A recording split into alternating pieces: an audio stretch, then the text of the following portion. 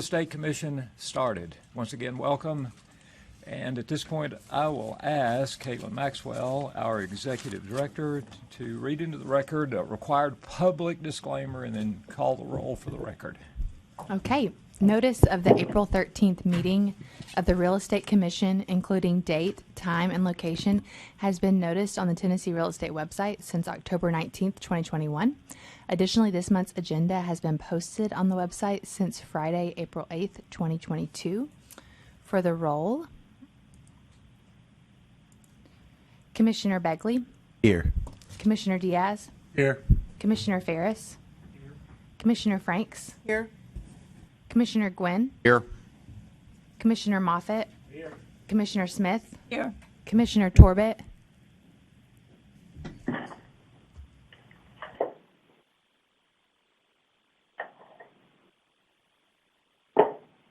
Commissioner Torbett, can you hear us virtually?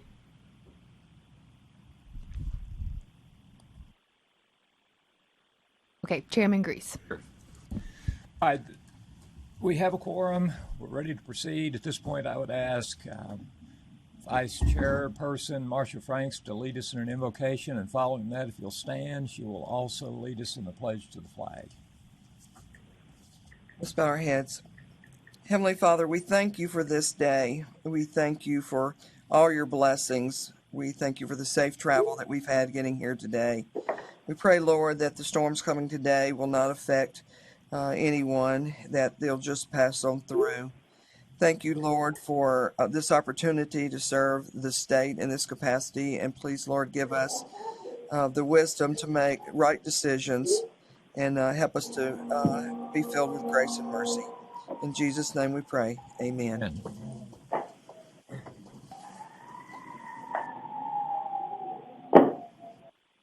I pledge allegiance to the flag of the United States of America and to the republic for which it stands, one nation, under God, indivisible, with liberty and justice for all. Thank you, Marcia. Yes, Mr. Diaz. Caitlin, I just saw on the screen there that Stacy's listed as waiting in the lobby. If she could be admitted to the meeting.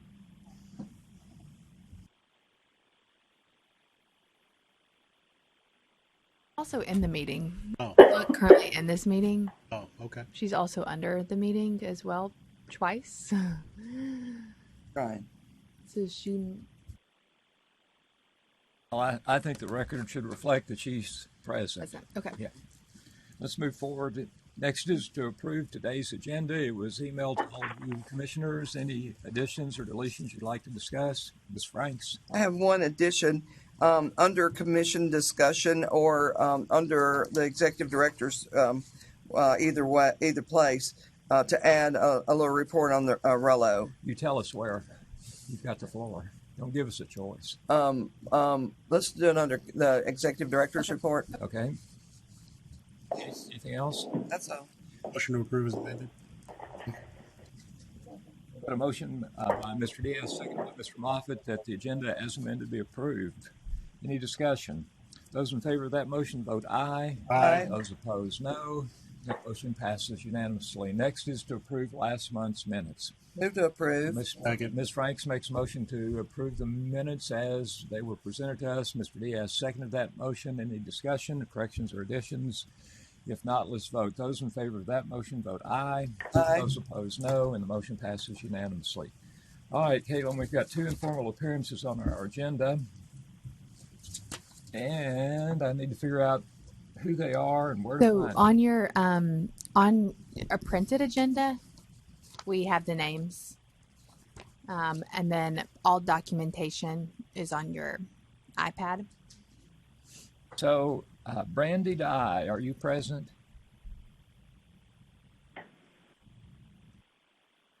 Brandy Dye. Is there a broker present that's with Miss Dye? Stephen Flip. I have a concern that we have the same issue that we had last time, and we might need a recall because it appears that they potentially can't hear us. So if we'd be able to move on to the potentially the education report, sure, and then circle back. Are you prepared to work out order? All right. How about your report for April?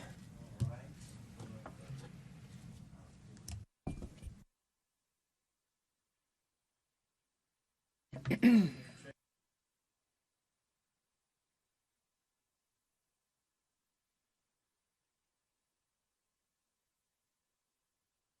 don't think your mic is on. Can you hear me now? I have reviewed the education agenda before you now. All providers. Welcome to the audio conferencing center. Please enter a conference ID followed by pound.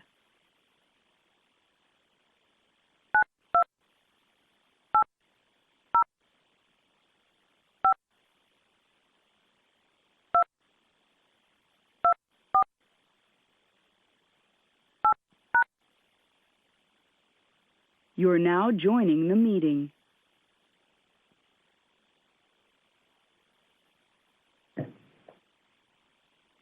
You've been muted. To unmute yourself, press *6.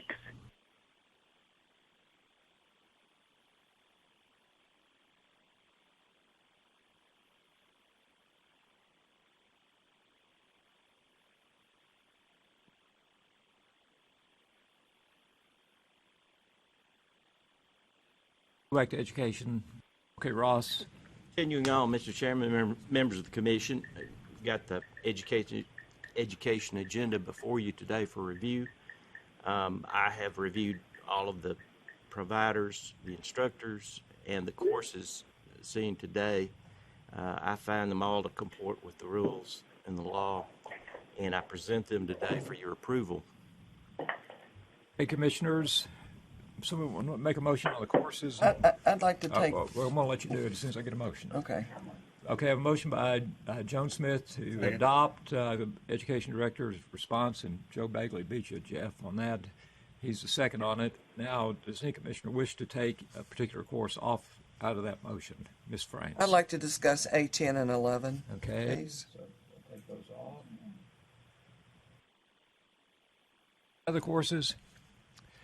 All right, then the chair is going to put a motion in front of you, which has already been made, that courses A1 through A9 be approved per the education director's recommendation. Discussion? If not, let's vote. Those in favor of that motion vote aye. Aye. Those opposed, no. And the motion passes unanimously. Ms. Franks, A10 and 11, do they go together? Or they Yes. Okay. So these are from the Realtor Association of Southern Kentucky. And obviously we have approved other courses for them in the past. Is that correct? That is correct. Ross? They've been a provider, Mr. Chairman. Okay, so my concern was it says to help educate licensees on how to properly execute contracts and/or forms and required documents. Is this class for obviously for Tennessee agents? So, are they using what forms and contracts are they using? Are they using Tennessee? Are they using Kentucky forms? They're using Tennessee. Is this synchronous or asynchronous or? This course is classroom. Okay. Both courses are. Okay. All right. Okay. So you're telling me these classes take place in Kentucky and they have Tennessee people drive up there for their classes? No, not necessarily. They can have the classes as long as the venue is not at a brokerage, and they understand that. But they are a provider of some years. I'm sure that we have some on the border, some Tennessee folks that would go up and take a Tennessee course from them. So the course is taking place in Kentucky, I guess. Some of them would be, yeah. Okay. Okay. As long as they're using Tennessee forms, Yes. or at least. Or generic, or Yeah. just teaching them about forms in general. Okay. All right. I'll move to approve A10 and 11. Second.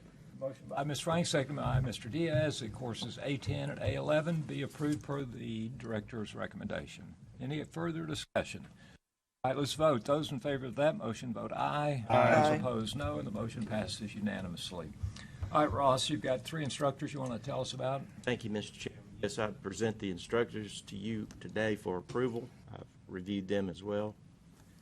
Move to approve. Second. Motion by Ms. Frank, seconded by Mr. Diaz, that the Education Director's recommendation be adopted. Those in favor of the motion vote aye. Aye. Those opposed, no, and that motion passes unanimously. Thank you, Mr. Chair. So, Ross, I have a question or two for you. Yes. Ms. Franks talked about synchronous fireflies or something. You know, I have a hard time with Yes. asynchronous. Yes. So recently, legislation was passed that gives this commission more authority when it comes to approving education classes. Is that correct? Welcome to the audio Stand conferencing by. center. Please enter a conference ID followed by pound.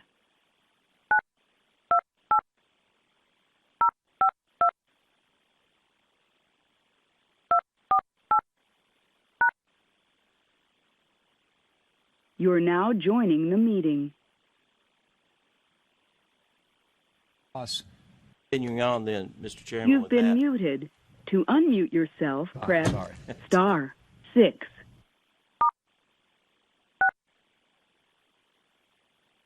You're no longer muted.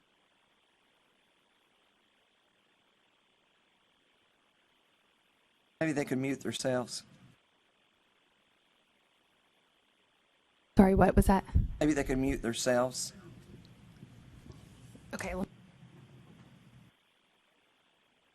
Get your answer. You got plenty of time to think about it. Waiting on it. Welcome.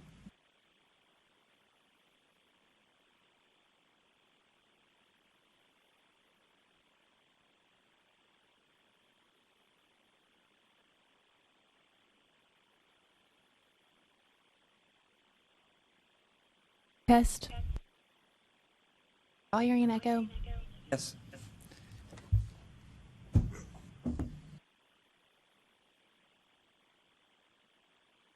Okay, what about now? I didn't hear that come. Stacy, can you hear us now?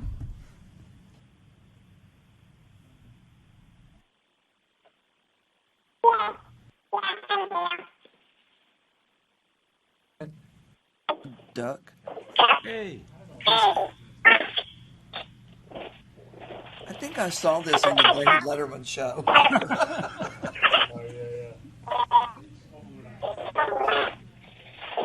Is Brandy Dye on the line?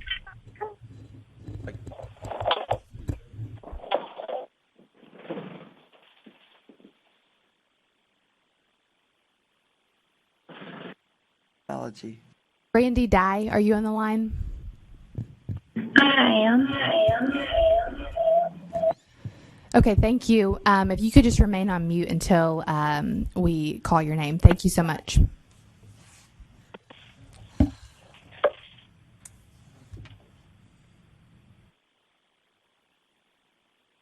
Ross, or okay, all right, Ross, tell us what's new.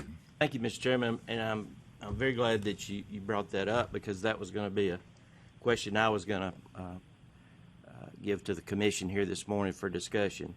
The legislature, in its wisdom, has voted, and the governor has signed a law that has removed the synchronous certification of Orello courses from our law. Synchronous, Mr. Chairman, are those courses like real-time, virtual, Zoom. It did not remove the certification, the Orello certification, under our distance courses law for asynchronous. Those are internet courses that you can take anytime, day or night. So they're two courses, but they did separate that. And I wish I had a copy of the law in front of us so we could look at it. But I defer to our attorney, and Anna can discuss that. But I do feel like that, the law is well taken. I understand it. I need some guidance here with the commission this morning on how to go forward, because in the past year or so, actually prior to March 26th of last year, the commission had acquiesced in allowing those folks who had classroom courses to give those synchronously, and the certification would come through my office, which we have done and was a success. Those courses, new courses that came after March 26, 21, became those courses that would have to have the Orello certification. And then we've gone forward with that, but now the law has changed that and taken that particular certification away. However, I want the commission to think on this as well. You had adopted guidelines which are still on the, well, they're still on the website. But I think those guidelines would still be pertinent because we need some type of regulatory oversight, not a certification of, but for these synchronous courses to be given. One, for instance, is if you have a classroom course of 30 people, it's going to be a real challenge, and I think it would diminish the instruction for a person, the instructor, to ride herd over, if you will, that group. And I think at least you would need a proctor or a second person to ensure that the people are in their seats, they take their breaks, they come back, and so forth. So that's just one example. But I think to encourage and to make the education what it should be, you need at least those guidelines. And again, I would defer to Anna that maybe we could, before the next commission meeting, look through that to see if those could still be available as a policy.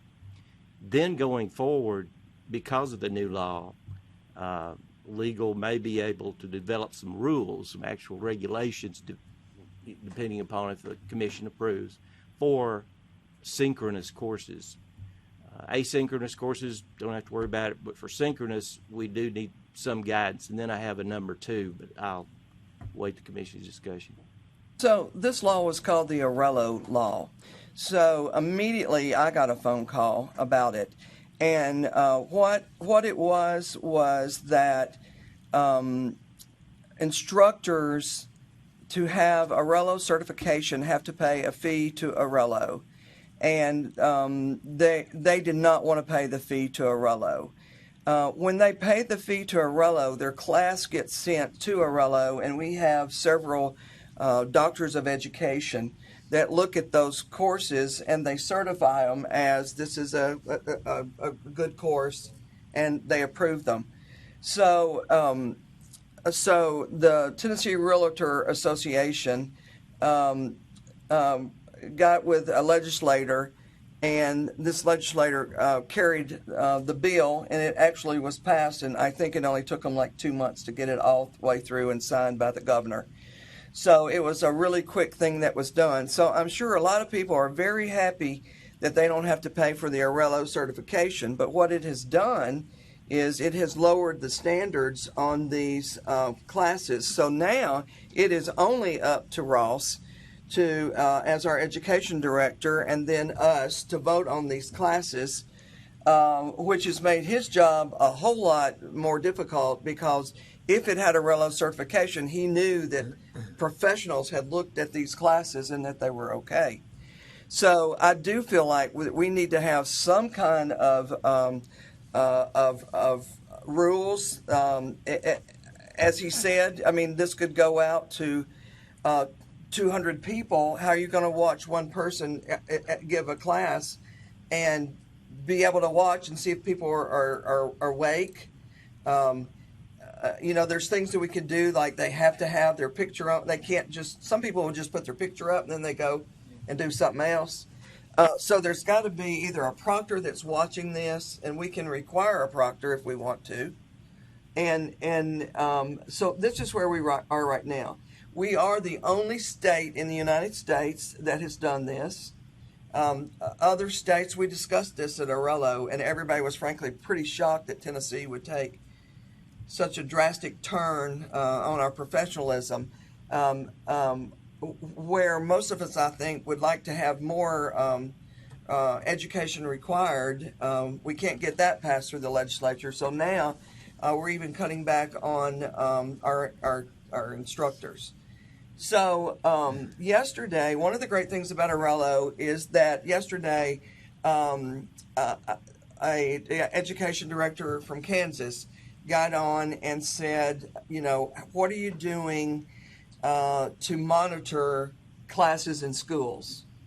So it was very interesting. I read all of those, and Ross was one of the people that answered on that. And it was enlightening because some states have, like for Alabama, for instance, they have auditors, education auditors, that is under their education director. And those auditors go anonymously to classes, and they see how they go, and then they come back with a report. They can take that class back from them or not if it was no good. Some states pay their commissioners to go. Some states pay just people in general, realtors, to go to these classes and audit the classes. So it's not, there were like 20 people that answered this, and many of them had auditors that audit their classes. So it made me feel like, oh my gosh, not only have we taken a step backwards, now so much more is falling on Ross. And do we care? Do we care that we have so many instructors now in so many schools, and everybody can teach a class as long as they take the teaching course? So we have to decide, what do we care? Do we just not worry about it, or now's the time that this has happened that I think I'm liking that Ross wants to open it up for. But the problem came with the money that instructors had to pay for their Orello, but everybody else in the United States is doing that. Steve? Question. Do we know that just because they didn't pay the fee or didn't want to pay the fee, that professionalism dropped? In other words, I can see both sides. That I don't want to pay a fee. I was doing a course correctly. I don't need Orello to certify it. Just because they didn't certify it doesn't necessarily mean that the professionalism dropped. There's no way to know because Right. It's only happened in the last month. From our perspective, the whole synchronous is relatively new to post-COVID time. I think what we were seeing from an approval standpoint is a lot of these courses that were classroom courses will then now want to teach synchronous. And I think some of the feedback we had gotten is the cost was not equivalent to the frequency. So with the asynchronous course, once it's approved, you can take it anytime. It doesn't change. There's not an instructor. It's not live. So the bang for your buck is worth it because you pay the Orello fee one time and then it's approved for the period of time. I think some of the issue that we were hearing was, some of these providers or associations maybe want to get the course approved and offer it only a few times a year, and that's a big cost that they had not previously incurred. We did last year during the executive order approve guidelines. I don't know if the commission remembers, but a lot of them were the things that you were talking about, like you have to have your camera on, you have to be sitting there the whole time. A lot of and I think Mar is the one that actually came up with them and distributed them. And we can recirculate those to the commission. But from quickly talking to Anna, I think if we wanted to make them more permanent, it would need to be something that would be added to the rule. I do think there's the same issue in general with classroom courses as well. There's nothing preventing somebody from scanning their computer the whole time and being on the internet. There's nothing from them, being on their phone, that sort of thing. So I think in general, it's probably courses across the board, and maybe synchronous. It might just make it a little easier because you're not. Just a couple thoughts. Caitlin, do we know recently of the synchronous courses, how many people in the course are live versus non-live, or in other words, They're all live and synchronous. well, I know it, but so I took a course at the end of last year, and I would say there were, say, 30 people in the classroom, and maybe only 5 or 6 on their computer. So the instructors having to monitor only 5 people it's not a high percent. At least that course was not a high percentage of people on their computer versus being live in the venue. It should So- be broken down as to how many people that you have. For as far as a monitor, it would need to be, or a proctor, it would need to at a certain point. If you have 20, say on the online, not if it's 5. So say that. So if you've got 20 on Zoom, right, and you've got 20 over here in the classroom, right, first of all, it's harder for that teacher to go back Correct. and forth. So we would still need to have these same rules in place, I think. But at some point, it becomes too hard for the instructor to do that live instruction and be watching the Zooms to see who's on or Right. not. but does it make sense to have a course where so few people are on their computer versus live, and so you could just say, I've got to have a certain number for it to make sense? Well, what I'm saying is if you only had 5, then they wouldn't be required a proctor. Correct. That the teacher would be able to handle 5. But at some point, what is the number? I mean, how many's on a screen? Right. The teacher would have to have 2 computers going, one with her PowerPoint and one with her Zoom going. During COVID, though, the number of people on the screen was high, and the number of people in the classroom was 0 or low, very low. It's Right. flip-flop. Right. I'd like to compare. We're going forward. We're not going backward. We're going to have CE courses synchronously as probably the norm. Right now it's a hybrid situation, but we don't have, to your point, Commissioner, we don't have a number even in the guidelines that says, okay, 30 people, you need a proctor. So now it's the Wild West in that if you have a classroom course that's one of our classroom courses that you all have approved, then they can hold that course synchronously without anything else other than if the commission decides to accept the guidelines going forward with legal's review, and then consequently put together some rules that would be in place next year and or going forward for that type of education, because we do need to protect, I think, the education and the public going forward with the education. And I did have a number 2 whenever y'all ready. Jeff's comments Yep. first. Well, first of all, I was just curious, how much is the Orello certification? Ross? 450. How much? 450 for the synchronous course, and it's about 8 or 9 for the asynchronous courses per course. Now that and continuing the discussion, that's the course we're talking about. So yes, they'd have to submit that for asynchronous now for their, but they've been doing that for years as part of our law. It was in statute. Right. It is in the statute called the distance education. And so now there's no charge, there's no certification charge. So Okay. they can just go forward. So these doctors of education that are at Orello, are they comparing the courses to some standard best practices? Yes. In fact, they have a checklist, and that was in that listserv yesterday, Ross, and I kept all those. That they have a checklist of different standards that it meets. Well, the state of Tennessee has a commissioner of education last time I checked. Do they have doctors of education that could review our courses, maybe cooperate with us? That's not how it works. Well, they're I not understand gonna that's do not that. how it works now, but it could be new going forward. So For just discussion purposes, what are they checking that Ross wouldn't be able to check? Because the course is live, so it's unless they're on it. mostly content. So, I mean, I guess from that perspective, Ross is checking the content and the timed outline.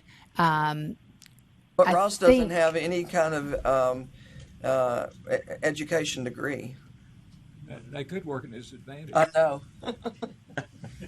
I'm an attorney. I think the issues that you're talking about would present themselves in a live setting where people don't have their computer on. I guess I'm just playing devil's advocate from the perspective that some of the issues that I think the commission is concerned about are issues that would happen in the course. People not having their picture up, or people having their picture up and not being there live. And I do think potentially that's something that us implementing rules could help with, or best practices. Potentially the idea of randomly monitoring courses. And then also, we have plenty of real estate agents that are looking at their peers and letting us know when they're seeing. That's right. One thing I thought about too is it's one thing for it to be, say, a class on just, say, home inspections versus a core class. And so I think there are some classes that we need to be a little bit more particular about than just elective type classes.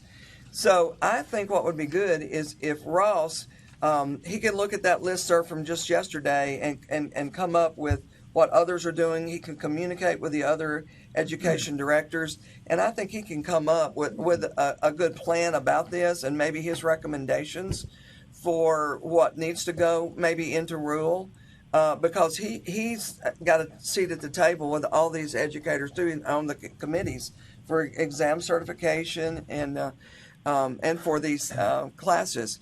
So I think that probably the best thing to do today is to let Ross come back to us next month with maybe some suggestions. I got a question. Jeff.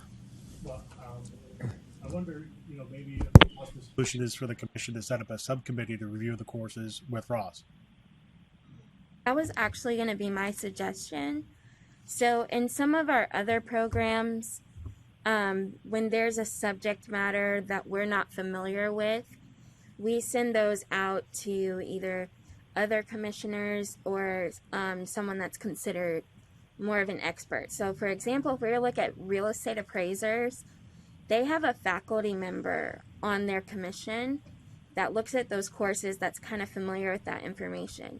So if you want to have individuals that look at the subject content that you guys would be subject matter experts in, you could have a committee or like a couple of commissioners that review it and make those decisions. That could be an idea that's floated as well. I'm not sure. I don't think the Department of Education is the right route where we're going here with this one, but I think that if that is something you all are concerned with, I would trust you to make those decisions if you would like, since we don't have that way for Orello to look at it. So that means that the commissioners would have to be willing to review courses and take on that responsibility. And do you have time, and are you willing to do that? No, I don't think that's a good idea. Just me personally, Joe. Marcia, the last note you made, that's the road I'd like to see us head down is, 5 stringent courses on contracts, core ethics, whatever we think are the holy grail. And then the electives, maybe not as, Because not even making light of the electives, but there's certain things that we see here over and over with advertising, with contracts, with different issues, and those, whatever we can gather of, like, this is the thing that you got to be in person, or you got to have proctors, or this is the stuff that we're not going to give on, and then a lot of the electives a little less stringent. So Marcia, since you've got good contact with Orello, could we not get the check sheet that those doctors of education use, a checklist? Actually, Dana put it on yesterday on that listserv. Right. Her checklist. Yep. You've got that. What's lost is the actual, I guess, the educational content review by those who do that work. So that's why in the interim, I was saying, well, at least let's keep the guidelines in place, which deal as to piggyback on to what Caitlin was saying, that's forward-seeking, actually giving the course when the course is given, but it doesn't really do a lot for the examination of the course from an educational standpoint. And you can take those guidelines that were sent to us from Orello, and they can help in putting something together for the commission to review and adopt as a policy. But one other comment, these things come fairly, they come monthly, weekly, daily. So sometimes, as you know, in the past, I've had 75 courses on an agenda, and today we have 10 or 11. Generally, you're going to have at least 30 to 40 per month. Of those 30 or 40, the ones that this would really concentrate on would be those courses that are classroom courses. We don't have a separate format right now for synchronous. We do for asynchronous. Well, we do, but we call it a webinar. Well, the type of course that we have that we're discussing, the synchronous courses, they're webinars in a sense, but they're not. They're just given at the same time the classroom course is given. So in essence, you've got any classroom course right now on our books could be provided synchronously now without anything else. Nothing. So no review or anything. So that's why I started by saying the commission might want to consider going forward with its policy for the guidelines, subject to legal review if we could do that, and so at least we've got something in place. But you see, so what could happen now is the individuals send in, and you have some today, some classroom courses. Then they'll come back, or not have to come back, and give it. Any of these classroom courses adopted today, or any that's on the books that are approved, can be given synchronously without anything else. Because right of the new legislation. Because of the new legislation. So you're removing that sort of regulatory guideline that was there. It's not there anymore. So I think to kind of put this together, we're a consumer protection agency. The legislation was passed by a trade association that's looking out for its members. Right. So, and maybe 99% of the time we have the same common goals, but maybe in this case we need to have those guidelines that we did have, at least temporarily, back in place, officially adopted by this commission. I would suggest that between now and our next meeting, those guidelines that we previously adopted on an interim basis be sent to us and let us take a look at it and see how many of those we think are good to make. They're on the website, Mr. Chair. I know, but what if I'm not on the website? I was making a suggestion. Yes. Send those to me. You all, everybody else look at the website, all right?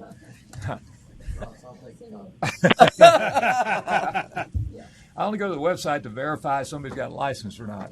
Steve? All right, Mr. Chair. Then DJ. I've got a question for Ross.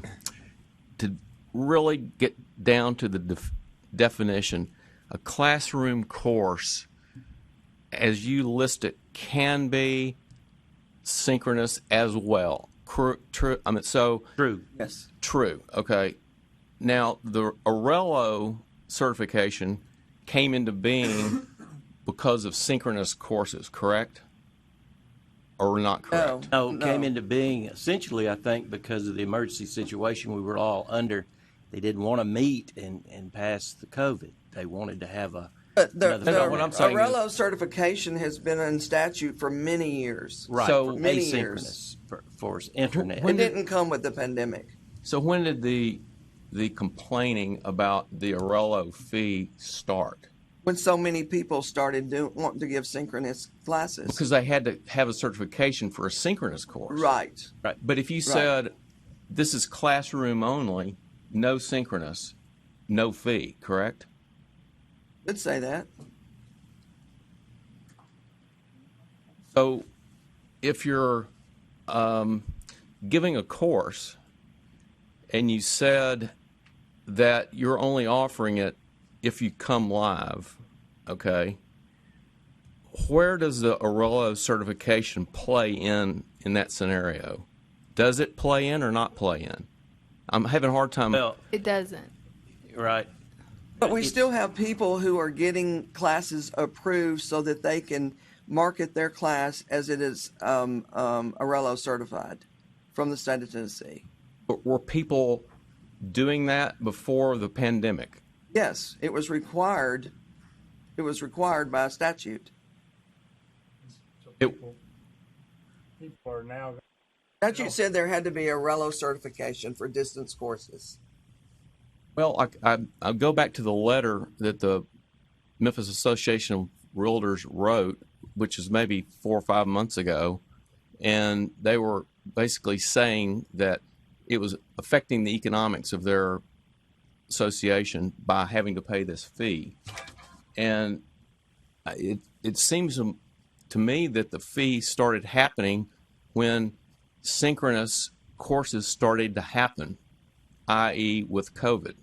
Am I wrong on that? Well, it started to happen, I don't know the exact date, but last year when Orello adopted certification for this synchronous course. But prior to that, just keep in mind, not to muddy the water, but one of our formats is webinar. Webinar is synchronous and so that a webinar and a synchronous course are the same thing, but the way it's come down, and again because of COVID, it was given this sort of a hybrid thing where if you have a classroom course, you'd like to give it real time online, so it could be synchronously provided, and that prompted then the wheels to turn, and I think the Orello then adopted the synchronous along with asynchronous, or made it clear that that was going to be the situation. But even prior to that, they were taking in webinar synchronous courses, and they had to go to Orello as well. That's one of our formats. So prior to COVID then, if you were given a classroom course and you didn't want to get an Orello certification, that was perfectly fine, correct? Exactly. Yes. Which is still the case today. Yes. Yes. Yes. What came to be was that the synchronous part of it, Orello must have said, we want to certify that type of a course to, let's say, protect the course or whatever. Correct? Yes. And yes. that's where the 450 started coming into being a lot more than it was prior to Yes. COVID, correct? Okay. All right, DJ. This is kind of the question from Marcia, and it's got a lot of nuances, so it may be better to answer later. You talk about Tennessee is the only state in the country not doing this. From your experience on Orello, as you're around colleagues from across the country, which state, and in one sense we're competing against ourselves, Tennesseans are competing against Tennesseans for being the best Tennessee professionals. So in one sense we can't compare ourselves, but in another sense, who's getting it right in our country? Like if you're in a group of Orello professionals at a gathering, you know, is it, man, those Memphis realtors, you've really got to watch out for the Michigan, I'm sorry, not Memphis, the Michigan realtors are just known for, Texas is the state that does they require the most education, the most requirements. So I would put them at the top of the list. But then I'd also say Alabama and Georgia, Kansas, they all do. There's a lot of them doing a great job. There's a lot of them that have much higher pass-fail than what we have too. So I base it's kind of a disservice too to lower the standards when we have more than 50% not even passing. So was there another part to your question? yeah, that was part of the question, but I think what I really was intending is where are the best professionals located in the country? Like, you know, you made a remark that now we're going to be less educated in one sense. Well, I mean, Alabama has 2 auditors that work underneath their education director. Right. I mean, they're serious about it. North Carolina is another great state as far as education. My understanding was that a lot of states are pushing off the requirement for synchronous courses. We might be one of the first to pass a law that I has don't know where you heard that. through some of Ross's meeting, and then we can reach out after this and see kind of what other states are doing. But I am pretty sure that Alabama sent some stuff through the Orello that they were pushing off the requirement to pay the $450 for the synchronous. Their commission is not. Maybe their association is. Their state association. All right, so do you, the commissioners, as a group, do you think you're okay with asking staff to come back with those guidelines that were previously adopted to see how they apply on a permanent basis? And I think it would be a great idea, Ross, too, for us to come up with a set of classes that we need to be more restrictive on, and such as the core classes, or what you have to take to become a realtor, or the broker management course. Those, to me, are the ones that, we're doing a disservice to the public by putting out educators and classes where they're not even going to pass the test from. I mean, we already have that problem. So we don't want to take a step back. And I appreciate your attitude, Ross. No, we don't want to go backwards. And I'm certainly for synchronous. I think that's I'm for us being able to do that. I would have loved, and I'll just get on my soapbox like the chairman sometimes does, I would have loved for the Tennessee Association to ask us what we thought about it, but it just happened so quickly. And I guess they knew what our answer would be, and it's why they didn't ask us. So, well, they're looking out for their members. Right. They did come to our meeting in their defense and ask for you guys to do it, and the response was, Guys are a no. big trade association. Yes. A lot of education directors Yes. bring something to us. Well, they chose not to bring it Yes. back to us. They went to the legislature, and that's their prerogative. and in their defense, there was discussion had at that meeting, sort of the sense of But that's all past history. We need to get on. Well, So I mean, listen. I don't want to be adversarial with the association either. I mean, if they want to come together and, we're professionals in Tennessee, we can come up with courses that are going to be perfectly adequate to teach our licensees between the commission and the association. I'm sure we have enough members that can do that. So without necessarily having to go to Orello now, since we can't, and the Tennessee realtors can charge their fee and get their money if they don't like that Orello was getting that money. All right. Ross, one more thing before we move on. And I hope this won't be as, time-worthy, but along the same lines, we've got instructors. The instructors are required, at least by our policy, to have Orello certification. They're called the Cdei, Certified Distance Education Instructor. So if these courses are going to be provided without a course certification, they would still need, at least as it is now, that the commission has adopted, that the instructors have their CDEI, or else that runs afoul of our process. That's So I would like some direction on that as well. That's a good piece of information. Seems more upstream. If I'm going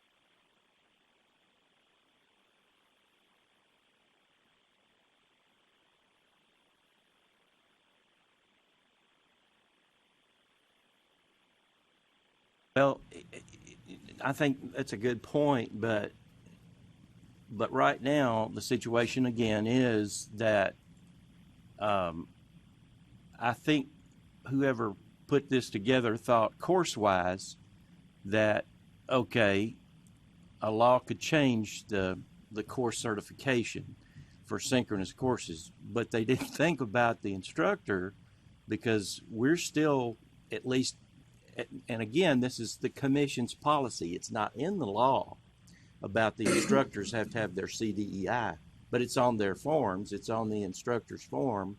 It's on the course form that you're going to teach a course that's online, synchronous, well, then, or asynchronous, then that person would have to have their CDEI. So just wanting the commission's thoughts on that, and I'm assuming I'll defer to legal, but if the certification was removed, which it has been, then perhaps that somehow alters the instructor's CDEI requirement. But now it wouldn't alter it for the asynchronous, but for the synchronous. So I guess I need a legal opinion on that. Let's add that to the list to talk about next. I'm already getting angry emails from associations. Doesn't matter. Doesn't matter. We haven't We don't done need that anything. information. What can they get angry about? We haven't done anything. They don't like us discussing it? Is that it? Well, I guess my point is we have had many discussions about this. So this was not something that just happened, willy-nilly without anybody knowing about it. We discussed it for almost a full year when the executive order was in place and allowed this during the executive order where the commission set, the parameters. And we did have, Addison came to the meeting and I requested. think that's enough. We don't want to hear any more of that, really, because we just need to move on and let Ross do what he needs to do. The And truth let's of the matter keep is, going. this is the first time we've discussed it since new legislation has been passed. Right. We need to react to that legislation and hopefully give us some guidelines next month to discuss and perhaps act on. But people are premature if they're upset because we're rediscussing a topic that's new. I'm sorry. But And there's no need for them to let the executive director know that they're upset and think that she's going to report it back to us, because that's inappropriate. Well, it's All a right. circumstance of their own creation. So. Right. Commissioner Smith. I have one question. The $450 that is paid, is that an annual, or is that once a course is approved, Once approved, it's a 3-year 3-year? for Orello, but that's no more for synchronous. Right. Okay. Thank you. Joe. This is a CDEI certification. I do not know. Yes, Steve. Ross, if I'm looking at your sheet here, just to, Mr. Kincaid that we just approved, does he have his CDEI? I don't think so. I'm looking over and remember his curriculum vitae, his resume. I don't remember seeing that. All right, so that course he's teaching then, it says CR, which means That's classroom. classroom. Yes, sir. But there's no W there, so that means it's not available. Doesn't have to be now. But it didn't have to before either. If he had a classroom course and he wanted to provide it synchronously after March 26th of last year, then he had to obtain that Orello certification to do that as well. But I would have had that information coming from him. But you would put it on the sheet, like for. So the Tennessee Home Inspections is a CR class only, correct? Or not correct? At this point, yes. They haven't submitted anything to me asking. See, they had to submit prior to March 26th last year something to me to request, or actually any of those courses that were renewed, they still had to submit to me to ask to be certified for synchronous. But now that's actually not a requirement anymore unless we go back to the guidelines. So Mr. Kincaid then, without his Orello certification, could not teach that course. That's right. Synchronously. That's correct. That is correct. All right. And they would have provided that to me and requested that they be allowed to do so. Yeah.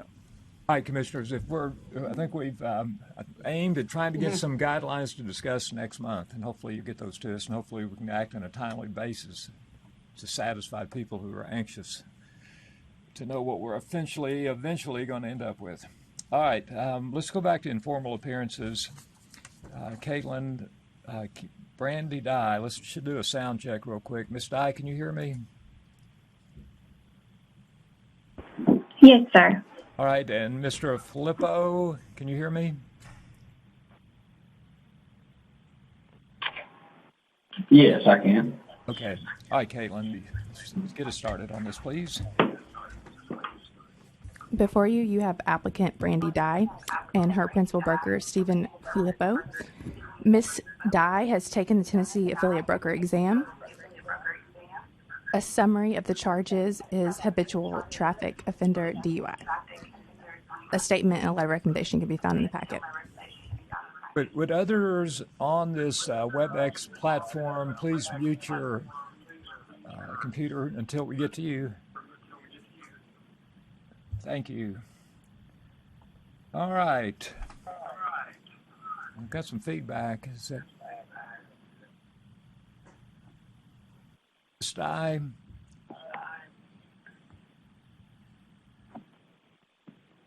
Stand by just 1 second.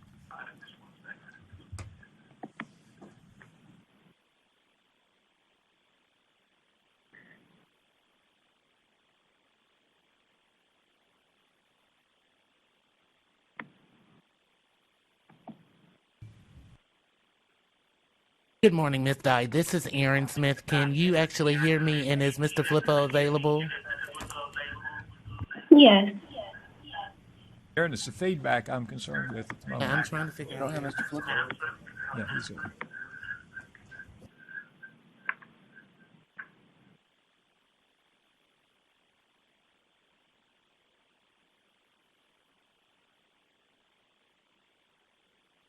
Sty.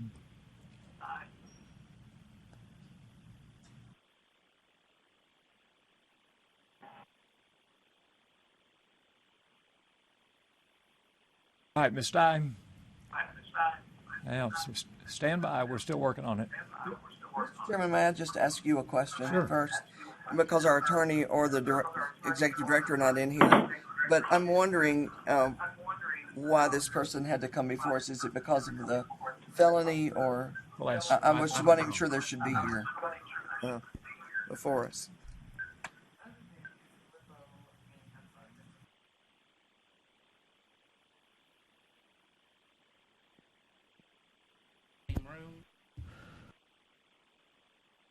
I don't know if your mic was on. Hello, Mr. Flippo. Are you and Miss Dye, are you all in the same room? I'm trying to figure out, there's a feedback, and I don't know where it's coming from. So I can have everyone to mute. We are in the same room. Okay, can I have one of you to mute while the other one is talking? Yes. That did it. All right, I think that was it. Thank you, Aaron. All right, Ms. Flippo, here's kind of how this procedure works. We start the process by allowing you to give us details, all you want us to know about what got you here today. Prior to you starting, Commissioner Franks has a question for legal. Commissioner, why don't you ask Ms. Matlock what your question is? Yeah, Ms. Matlock, so I'm wondering why this person is before us today. If they're, is it because it was a felony that took place in the last 2 years?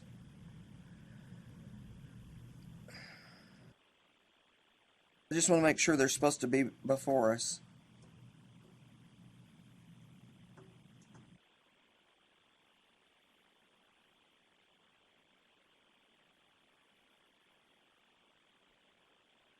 Looks like the last offense was in 2014 and probation ended in 2018.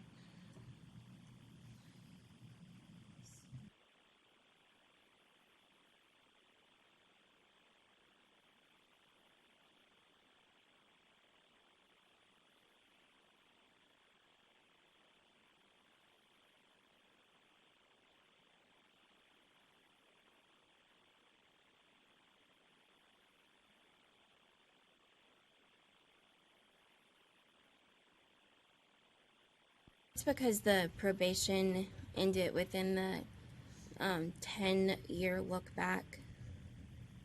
For some reason I was thinking it was 2 years that got changed from 10 to 2. Like the 2 years, it bars, it's supposed to bar an individual from being able to apply. Okay. But since the probation was the latest date, that's why it's before you. Okay. Thank you, Anna. Okay, Ms. Dye.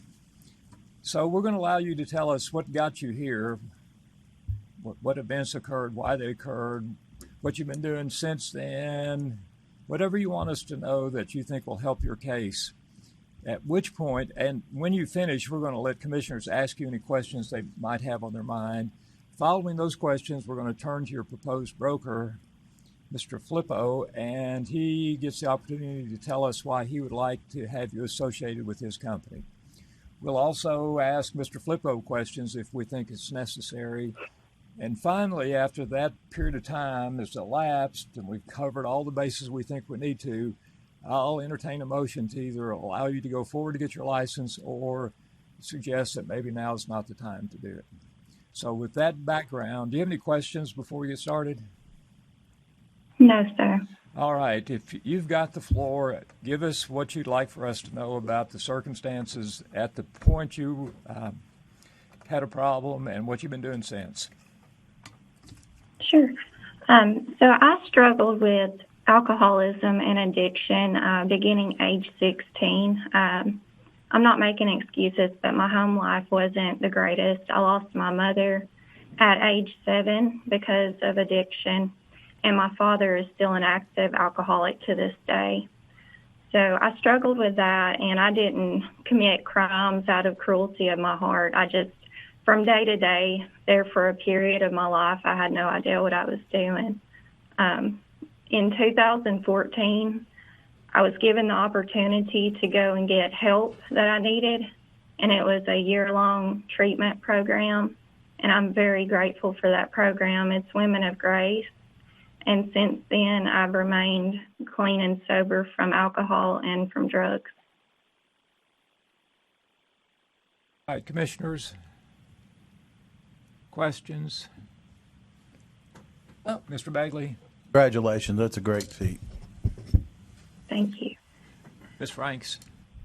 I wanted to ask, what does habitual traffic offender mean? I mean, did you just have a bunch of tickets, or I've just never seen that before? It was a bunch of DUI charges. And so that I think after that has nothing to do with a felony then? Is that correct? the amount of the DUIs that I have are considered a felony. Okay. So when you had these 3 different charges, if they were traffic charges, did you have passengers in your car? No, I did not. Okay, good.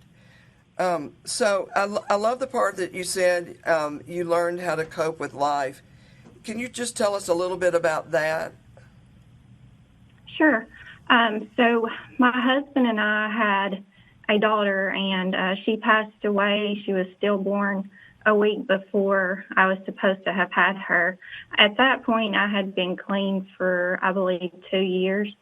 And then when that tragedy happened, I turned back to drugs and alcohol. So at Women of Grace, I learned that, life happens, tragedies happen, and I've learned ways to get through those without turning to drugs and alcohol.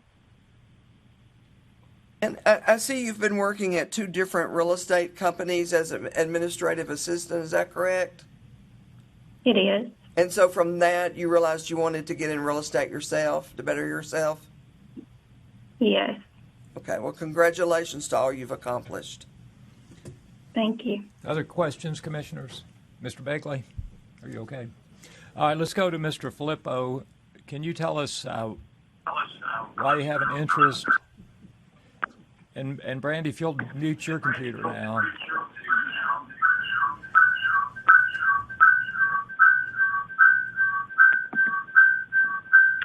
Would it be better? She has muted her mic, but mine still seems to be feeding back. You want me to just use hers? Let's try that and see how that works.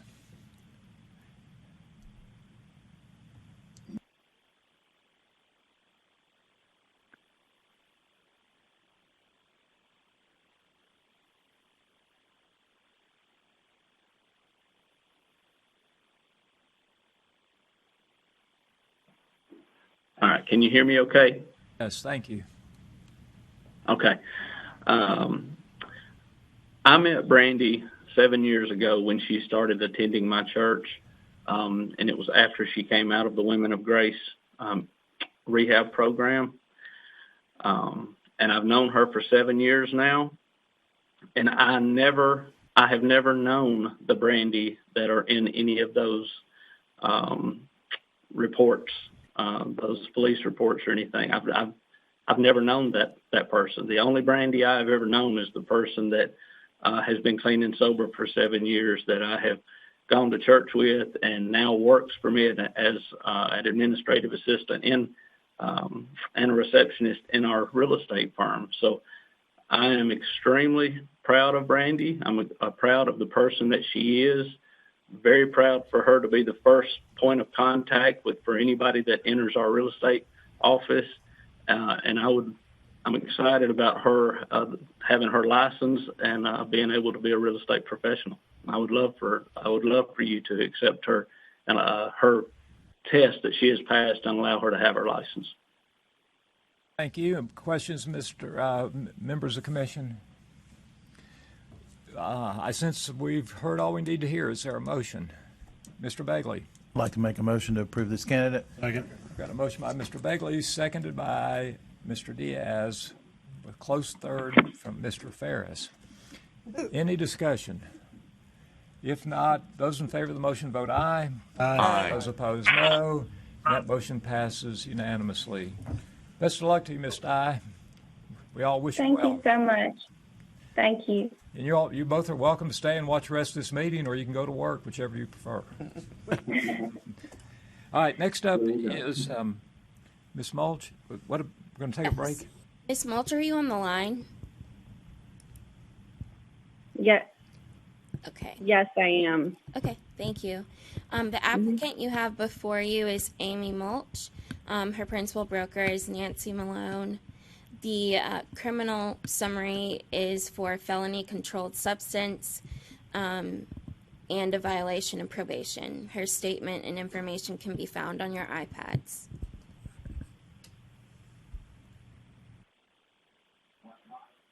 All right, Ms. Mulch, you were paying attention to the last candidate, correct? Yes. So at this point, then, you know it's your turn to give us details, all you want for us to know about what caused you to have to come before us today, and anything else you think would be helpful. So the floor is yours, and commissioners will reserve the right to ask you any questions once you're finished. So please go ahead. Okay, thank you. So when I was 21, I believe I was 20 actually. I got the charge in Florida. I was living in Tampa, Florida, and I was just partying a lot, and I ended up obtaining that charge, and I didn't really take my probation that seriously, which caused me to violate. And once I violated, I realized how much trouble I'd got myself in, and I took all my punishment seriously after that, and I served my time and paid all the fines and everything, and that was all cleared up in 2016. And since then, I haven't gotten any trouble. I worked in the hospitality industry for majority of the time leading up to now. I also worked for a property management company in California where I scheduled like the cleaners or the maintenance to come by and help the tenants with whatever they needed, which kind of got me interested in real estate. And then when me and my boyfriend moved to Nashville, it was kind of like, well, what do you want to do? And I decided that real estate was something I was interested in. And I haven't really had a solid career like in my 20s yet. And I really wanted to try real estate and do as much as I can with it and make it my career. So. I thank you. Commissioners? Ms. Franks, yeah. All right. So far, so good. Ms. Malone? Yes. Oh, you also paid attention to the last applicant, correct? So at this I did. All right, so the floor is yours now. Tell us what caused you to consider Ms. Mulch as a candidate for your company. I think that Amy has definitely matured. Amy came to us as a referral from a very reputable Nashville family. We have a very extensive training program here, and she completed all of it. She was here early. She left late. She has a place in the office. Anything that we have as a company, she is in attendance.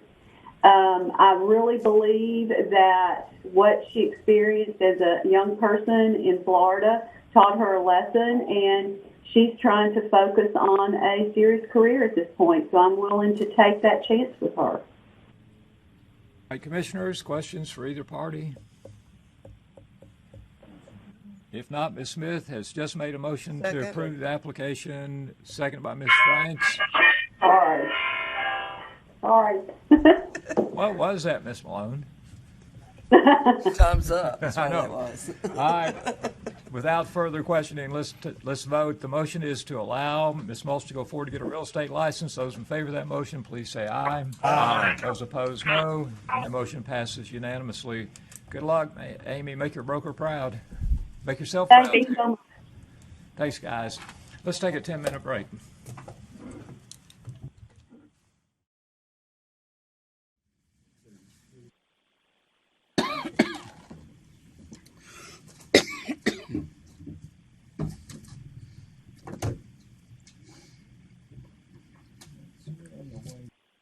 Right, we're up to a waiver request by Darlene Verita, I guess, how do you say that? Rita? Maxwell, can you get us started? Okay. The waiver request is actually an E&O waiver request. She allowed her E&O to lapse, and so the request is for the fee associated with being without E&O for close to, I think it was right at a year. You will see a summary of her license, and then you will also see a letter from her.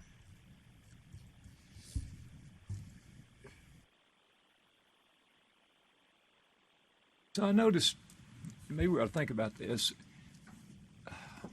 She says she could bring her broker along to talk about this if we needed that to happen. But in each case, isn't the broker also being notified about this delinquent, insurance? Yes, we are required by law to send 3 letters, one to the firm for the agent, one to the firm for the principal broker, and then one to the agent's home address. I think in her letter says that she was recently licensed.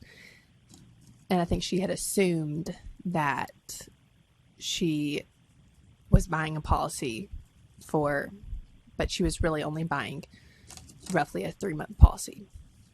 And I have a question. I was thinking if you go past the 1 year that we don't have any jurisdiction to change it. You do. We can pull up the law. Now, I don't know that you have historically changed it, but it does say, it basically says this is the deal unless the commission.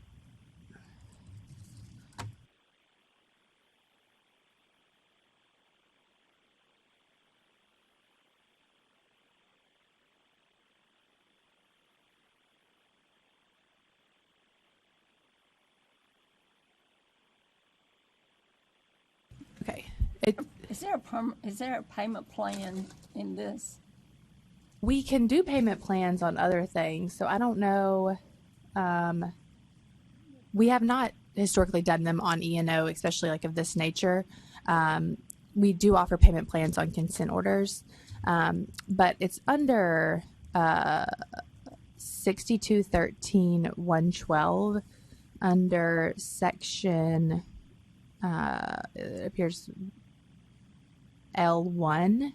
A license suspended more than 1 year pursuant to this section shall be automatically revoked without any further action by the commission. The commission shall, and then that details the notification.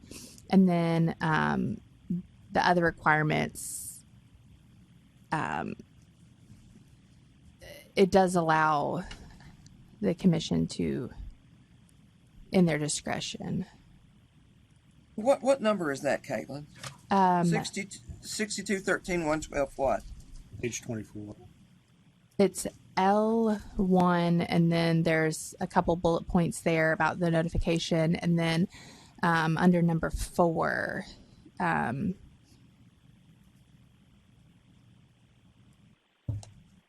then it says reinstated subject may prescribe. It's under 4A and B.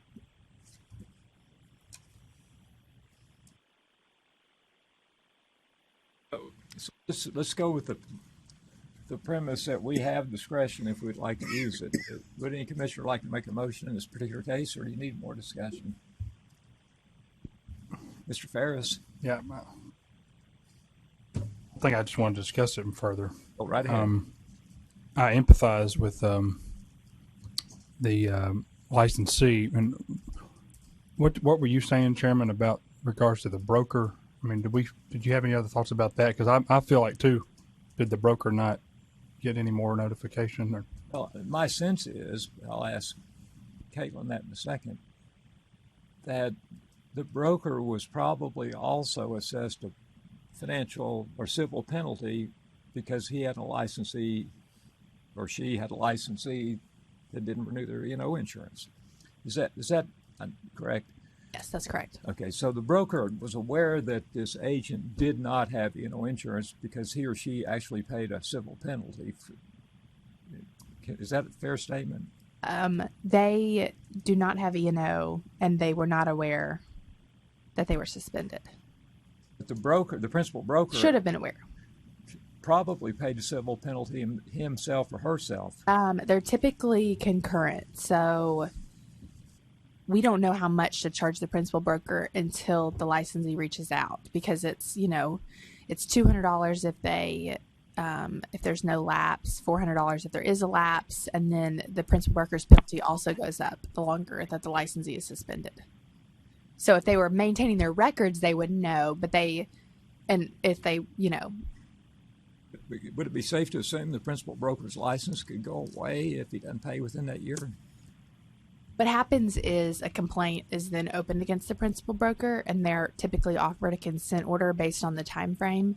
And then depending on if they sign the consent order and pay it, or if they choose for a hearing. This license is in suspension right now? Not revoked? Let me see.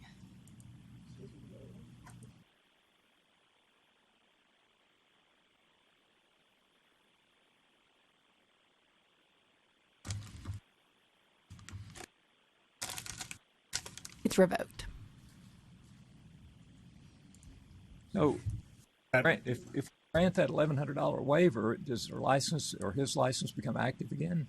No, they would also have to take the exam, and then they'd have to meet, if they weren't currently meeting the education requirements, they'd have to meet those as well. And that includes the pre-licensing. So depending on when they were licensed, we've had some recently that would need to take the 30-hour course. Or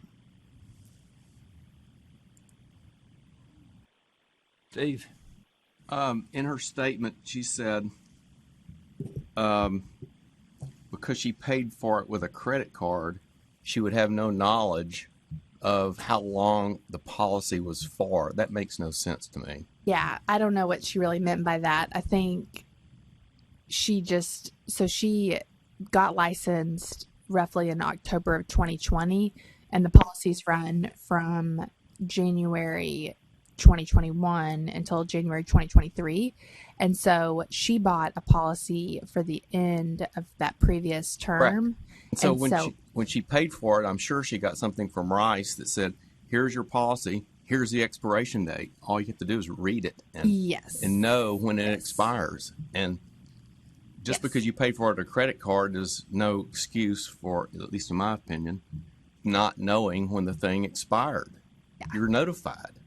And I have to assume that Rice kind of sent her a follow-up email saying, hey, renew your policy. Hey, renew your policy. Yeah. Hey, renew your policy. Because they wanted the money for they wanted the money. renewal. So So her question then, or issue is being able to afford the fine. It's not a matter of whether she owes it or not. Am I reading that wrong? It's that $1,000 is like $1 million, so she wants a payment plan or something like that. She didn't ask for a payment plan, though, did she? I think so.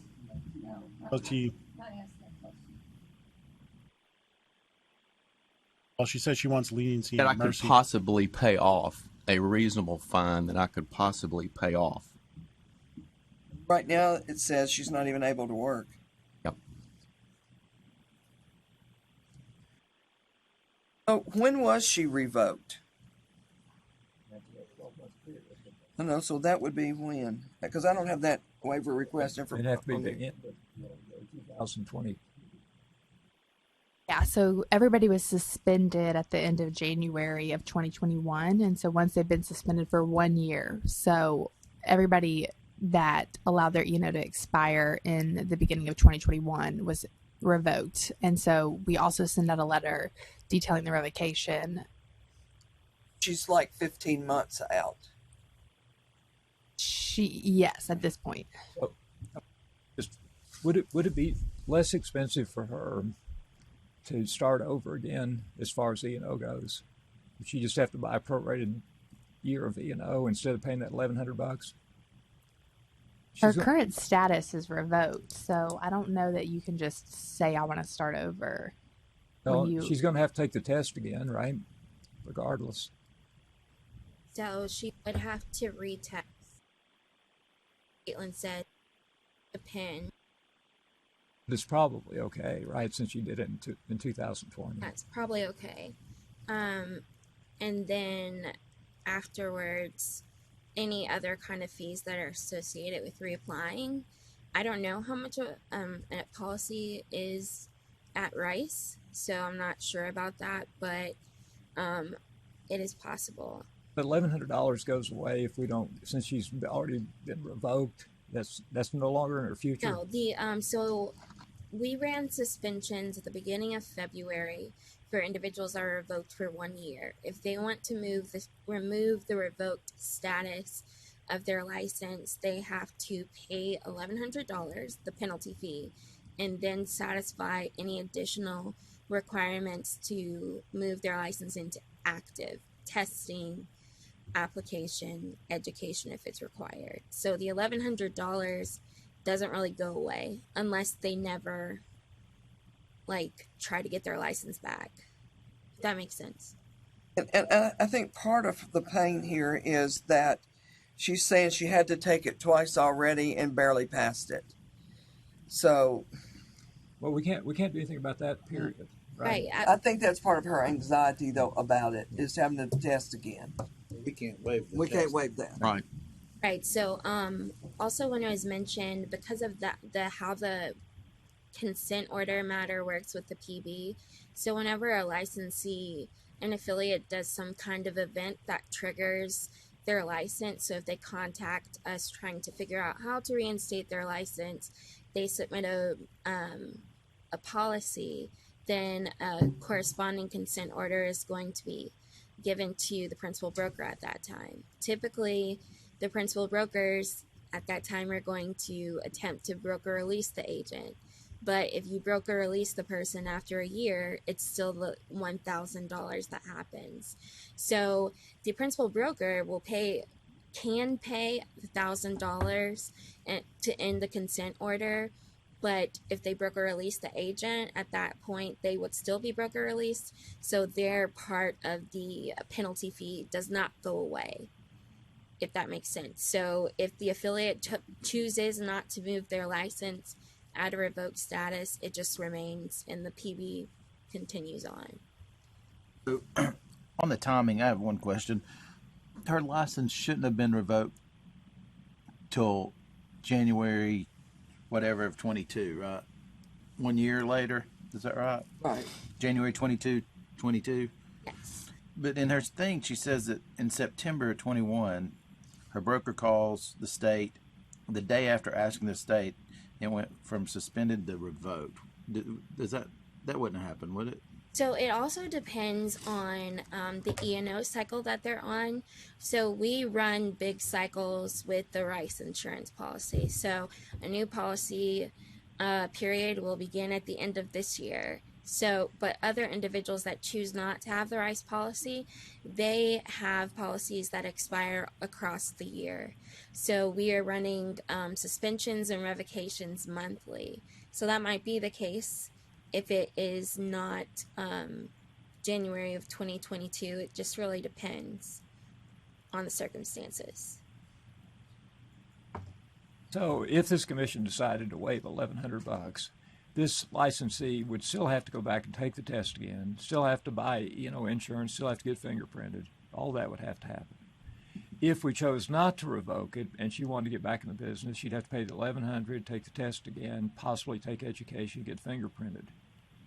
Right, so everything but I don't think you have to get fingerprinted. I think it's just the application. Yeah, that it's they just the one time. They have the education requirements, the exam requirements, and then the fee. If they were starting over, they would have to get fingerprinted. Say those choices one more time. I thought we were just talking about the 1,100 or not. But well, if we waive the $1,100, the license is still revoked.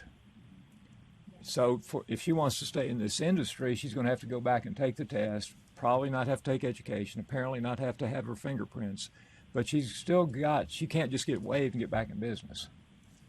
So really, our hands are kind of tied. We could do nothing, not take a vote, I think staff, especially if she for a vote. wants to reapply, would like to know what this commission has said about it. Steve? Question, Anna, on the 1,100 again. If she were to say to herself, I'm starting over, I wasn't a real estate agent, okay? I'm starting from scratch, which sounds like it's almost the case. There's no way for her to shake that $1,100 fee? I don't think so, because at that point we would want to trace their licensure history with them. So we can look at their complaint history and those things. The only thing I will say about the $1,100 fee is that if this is going to be waived because of the cost, I'm just very concerned that we're going to see a lot more of these. We of course, like at any given time, I don't want to assess someone $1,100 penalty fee or $1,000 for a civil penalty, but the statute's pretty clear. You do have discretion to do it, but I would just like some more conversation about why exactly this applicant, so we don't have like lots and lots of people. Because it's going to set a precedent, and we've already probably had people assessed the $1,100 that haven't come before and paid it. Right. Yes, we have. I think it would be a bad decision on our part to vote to let it slide. I don't know how we could. Is there anything in the law or rules that prevents us from authorizing a payment plan for the fine? So we do payment plans with consent orders. I would have to, if we were to do a payment plan with this matter, I don't know exactly how that would work. I would turn that over to Caitlin to figure out, but yeah. I think we could definitely look into it if you guys wanted us to look into that as an option. They're typically offered in coordination with a complaint. We don't have that set up on the licensing side.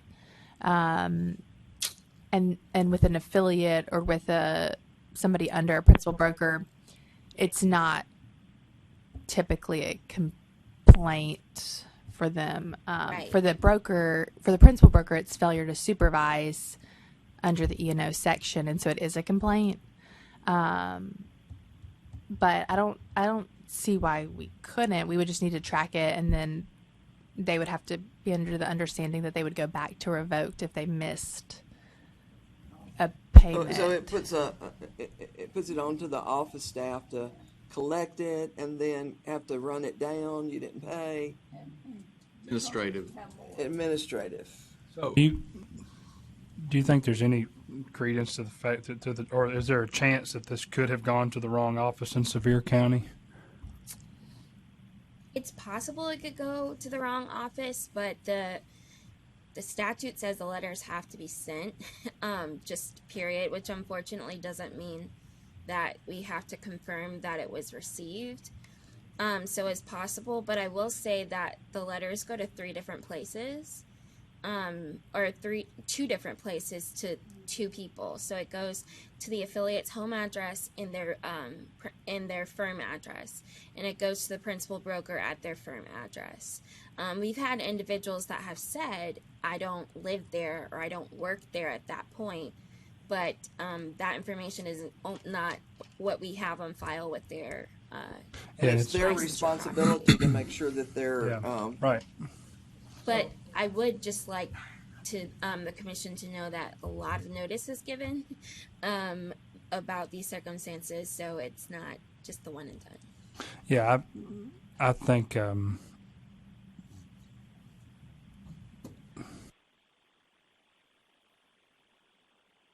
be probably asking my broker, I'd be going to my broker before bringing it up here. That's who I'm at. Exactly. Yeah. So I'd like to make a motion. Ask one more question. So I'm still confused about the principal broker. So we've held off civil penalty subject to this resolution. No, I don't think the civil penalty should be if It's typically open. Yeah, it's at the same time. Like when we have the agent reach out to us, the principal broker complaint is simultaneously opened. Right. It's completely individual. Well, we haven't figured out a better way to do it because we don't know the principal broker's penalty until we know when the affiliate gets. Have they responded to the principal broker? I'd have to look that up to see if they've even responded. Because they only have so many days to respond, right? They do have 30 days to respond. But I would say that when it comes to the civil penalty, the only way the civil penalty for the principal broker would go away is if it went away for the affiliate because of an error or something when their license shouldn't have been suspended or shouldn't have been revoked. Does that clarify?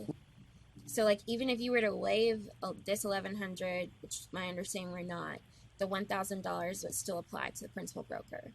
So, and that's my question, and I think Caitlin's looking it up. But if the civil broker, the principal broker, has not paid a civil penalty, is their license also in default at this point? So, if they haven't paid their civil penalty, no, their license wouldn't be in default. Their license, we would follow the regular complaint procedure. So I've got a couple of E&O matters where it's been 30 days, haven't heard from them. So I send a last chance letter and then file for administrative procedures. And it's a little different because you're automatically sending a consent order. Right, yes. So it doesn't, there's really, what you are responding to is the consent order. Right. Which already outlines the penalty. Yes. Because it's outlined. It's not like, read this complaint and let us know what you think. It's like, here's an initial offering, and we have had plenty of people that have. The complaints are administratively opened, so they're just sent directly to legal, and we send out a consent order.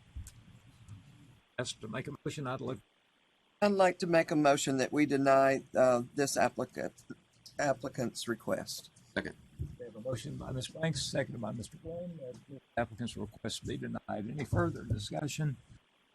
If not, let's vote. Those in favor of the motion. Did you have something, Jeff? I just wanted to see, voting not to waive this fee in some fashion or modify it in some fashion seems to be knocking this woman out of the business. I mean, she may not be able to come back, and I don't know. I'm wrestling with that. I'm wrestling with that. I know. I'm not in favor of waiving the fee completely, but I'm trying to get to a point where we can possibly modify it so that the fee still gets paid, but this woman is not knocked out of the business because of it. And I'm going to make a substitute motion. I have a question about I know we've gone over the broker thing a couple times, but the way you're saying it is that sort of waiting on this before we implemented the fine for the broker. So do they have to mirror each other? If we waived her for $200, could his still be $1,000? So if you were to lower the civil penalty for this individual, it would not impact the principal broker. $1,000 at that point. But at that point, then the principal broker would also have the opportunity to come and do the same thing. So that's the only information I give to you. So, Maxwell, you said that the modification of a penalty is usually partnered with an open complaint that you can track. Yes, that's how it's set up. I don't know that we have that capability on our end to take partial payments. We just currently are not operating that way on licensing payments. That currently is typically set up with a payment plan. With a complaint. So I'm not saying it's not something we could do or could look into. It just hasn't been done in the last 9 years. And I'm not sure, is there specific authority to do that or allow that on the complaint side? So the authority to do the payment plan doesn't come like directly statutes or our standard of practice division. You definitely wouldn't want to start doing that on any type of licensing fee because it would be a lot. And open the door. I mean, I don't know if it would open the door, potentially open the door on E&O. I definitely wouldn't want it to open the door on licensing because we have plenty of people that let their license expire for a year. So essentially, we'd have to create a system that doesn't exist at this moment Yeah, on the complaint side. Your heart's in the right place. You know. All right, Jeff, you still have the floor. I'll allow the motion to proceed. All right. So the motion on the floor is to decline to let Ms. Bertag waive a fine of $1,100. All right, let's vote. Those in favor of that motion vote aye. Aye. Those opposed, no. And that motion passes on a. And Ms. Torbett, I didn't hear your vote. Good to see you and hear from you. Hey.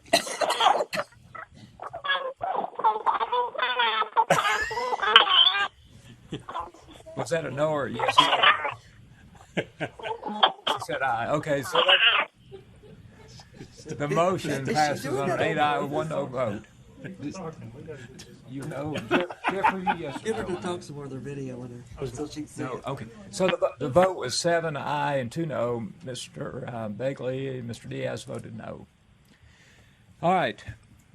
Which caused me to remember, Anna, we passed some sort of motion last month that a civil penalty had to be paid by the end of the month. Mm-hmm. On some, I think Ms. Smith made that motion. Did that happen? Do you know? Civil penalty? A penalty. We might have waived a partial fee with understanding. Yeah, let me send. I'm just curious how that went. All right. Executive Director's report. Okay, I just have 2 items for the commission. One is a reminder about the meeting next month being in Memphis, with the commission arriving on May 11th, which is a Wednesday. And we have booked accommodations at the same hotel as previous, which is the Marriott in East Memphis. And then the meeting on Thursday will be at the Germantown Town Hall. So we'll make sure everybody has the address for that. So far, I think the only person I have unable to attend is Stacy. That's her daughter's getting married. That is a great excuse. I think she did book it around the West Tennessee meeting. So smart. But if you are unable to attend, let me know, because we currently have a room block there. So it will just be a one-day meeting. Any questions about that? Is this the Marriott that's like between two? Yes. That's the one I got Yes. lost at. Okay. Yes. I'll try to do better.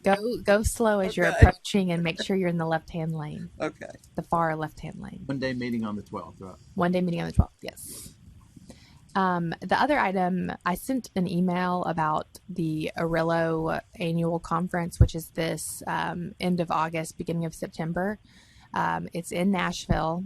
And so last month we voted to merge the August and September meeting so that we're meeting the morning prior to the conference. If you are interested in staying for any part of the conference, please let me know as soon as possible. Marcia has already said that they are short on rooms, and so we'll need to go ahead and start trying to book accommodations and getting approvals ASAP. Marcia was going to. What I thought. If it comes to it, she might. That's last resort. What? Book your room last. All right. So also on the 12th, the Memphis Area Association of Realtors has offered to take us to dinner. I'll probably be on the 11th. Oh, the 11th. I'm sorry. So if anybody has spouses coming with them or girlfriends or boyfriends, bodyguards, yeah, that's a possibility. Please let Caitlin know that as well. I might bring mine. So under Executive Director Report, Marcia has added Orello. Is that what you want to talk about? Yeah, that was mainly what I was wanting to talk about was the everybody is so excited about coming to Nashville. And we're going to have there were 200 at the mid-year, and that's usually what we have at the annual. So we're expecting more than the 200 here for that. There'll be a opening reception, which is like a party, the first night, and then the last night will be the installation of Eric Weisner from Kansas as our new president. So the host hotel is Lowe's, Vanderbilt. Where Ruth Chris is. Okay. All right. So Caitlin, please let her know if you want to go so she can get your room or Yes, not. if you can email me probably by next week, I'll go ahead and book. Even if you're maybe just considering it, I can look at the cancellation policy because Marcia did say that there's limited rooms left. but the state paying for the. So once I know who wants to come, I'm going to submit the approval and make the argument that we are local. There's no flights, any of that. So I think it should all equal out, and us being the host state. And the state will not need to pay for me because we put in the budget. Anyone on the executive committee would have their travel paid in that year. Okay. And our year begins July 1. Okay. So you won't have to pay for me. Okay. Well, you might have to pay for it a different way, but pay for the room. All right. Question. Yes, Steve. Is it contemplated then that we would stay for the entire meeting, or is there an option to? So our meeting that month is on Monday, and the last day of the meeting is Thursday, correct? So if we wanted to only do 2 or 3 days, is that okay? Or Do however many days. we need to but tell she has to her, find out from tell the state. Caitlin how many Yeah. nights we need, correct? Yes, how many nights, and then we would be registering you for the conference, Right, and so and there's you not just left there's earlier. not Yeah. there's not like a partial attendance kind of thing. Got So it. you would be available to attend the whole conference once you're registered. Logistically, it's not a problem, but on Sunday night, people coming from out of town would probably stay at a Marriott property.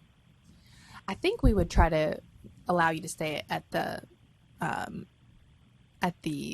Lowe's. Yes, because I think the room block starts on Sunday for the conference, and so just The state rate. there is an allowance typically for a conference for the conference hotel. Great. As far as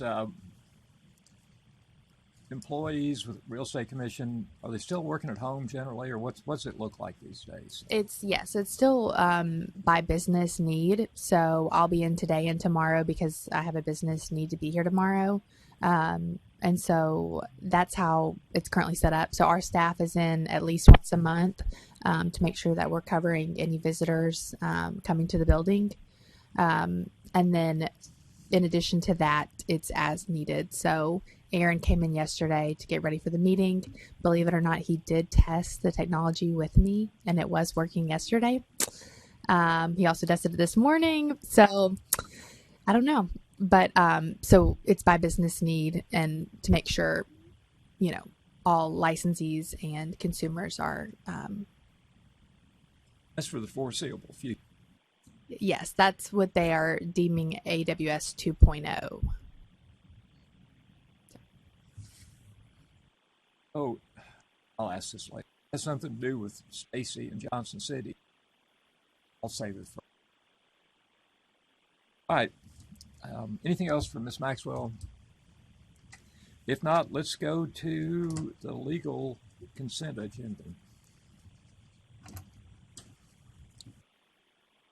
We have, unless legal is ready to add cases, we have 58 cases.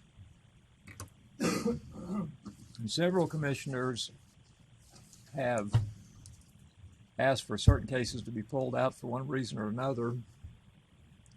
I'd like to tell you what those cases are, ask if anybody has any other cases they would like taken out, and if not, I'll look for a motion to approve counsel's recommendation on the balance. Those cases are 2, 5, and 6, 9, 20, and 24, 26, 31, 35, 40, 41, 42, 43, 44, and 49, and 52, 53, and 55. Those cases exempted, is there a motion to approve counsel's recommendation on the balance? So moved. Second. Motion by Mr. Diaz, second by Ms. Franks. Discussion. Any other cases that you would like pulled out before we take this vote? If not, let's vote. Those in favor of the motion vote aye. Aye. Those opposed. And the motion passes unanimously. What was that, Stacy?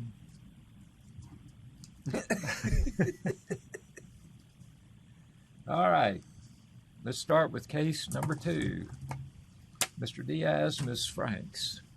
Jeff, you want to go first on this one? I'll let the vice chair go. Well, I'm got to look it up. Oh. I'm not there. Sorry. I put this on for discussion anyway, so. Okay. Yeah. What did you want to discuss about it? Well, really, the only issue is this. Making sure how many paragraphs that I divided into. In the last paragraph, I think it just the issue is: do we believe that, assuming that the complainant's attorney is correct, they say that the respondent failed to provide the property appraiser with a copy of the survey showing where the fence was built. So, assuming that they failed in that, that might have alerted the buyers or the complainants to this conflict with the fence. I'm not sure that was necessarily a lack of skill and care, but I kind of wanted just to. Did the respondents say that they did construct the fence themselves? Well, they applied for a variance from the city and got it. No, but first they put the fence up. Is this the respondent's property? It is yes. Was the owner? Oh. And so the respondent did not get a survey before putting the fence up?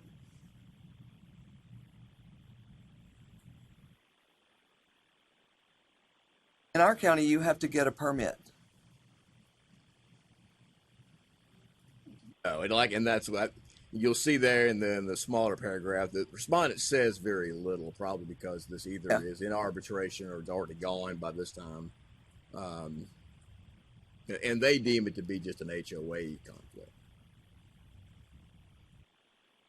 Ultimately, that's the HOA is the entity that's saying you can't do this.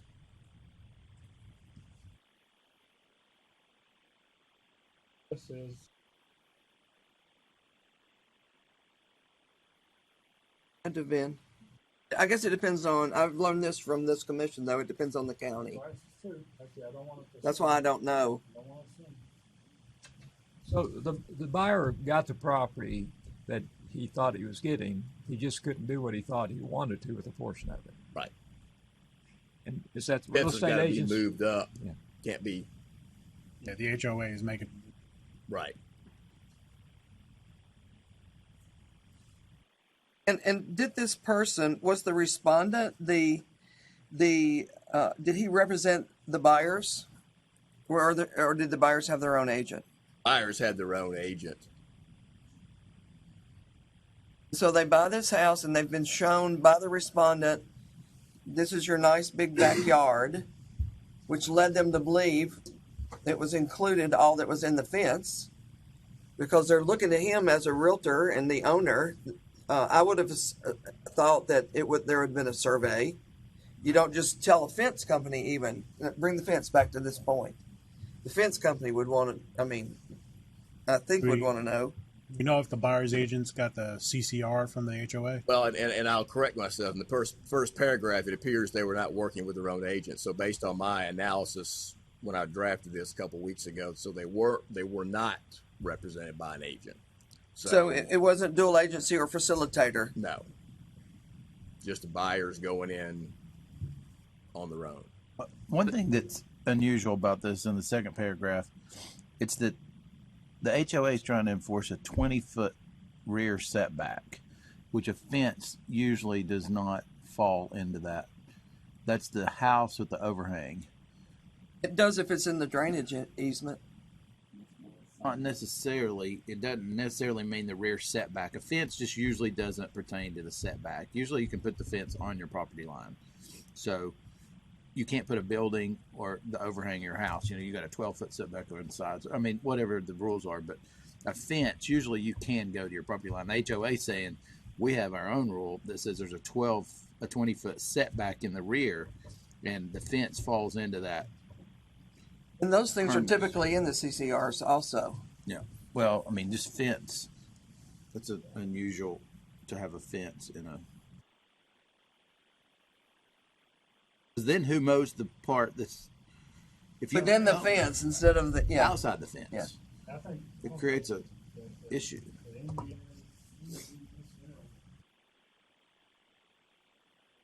I don't know.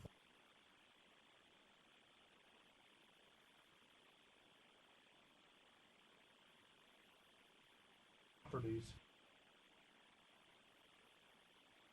It doesn't belong to you. Right. It does belong to you, but there's an easement over it. And it's Right. if it's a recorded easement, it should show up as an exception on the title policy. And Right. it doesn't say on here whether there's a mortgage on it or not. This is just, doesn't have enough information to. It's the appraiser.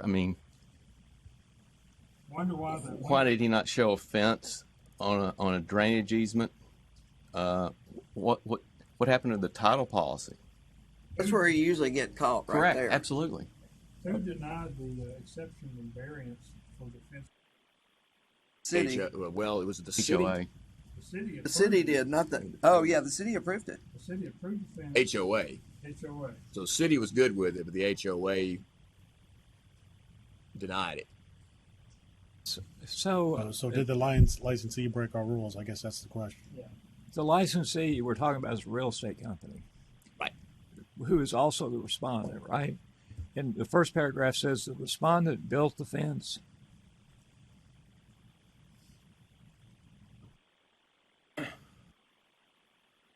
On the head apparently constructed a fence. So they also owned the lot, I guess, real estate company. So, okay. Real estate firm owned this house and lot? Well, this was Owner a, agent? they were paired with a builder. So builder built it on the respondent's lot, multiple lots, obviously, Yeah. in this subdivision.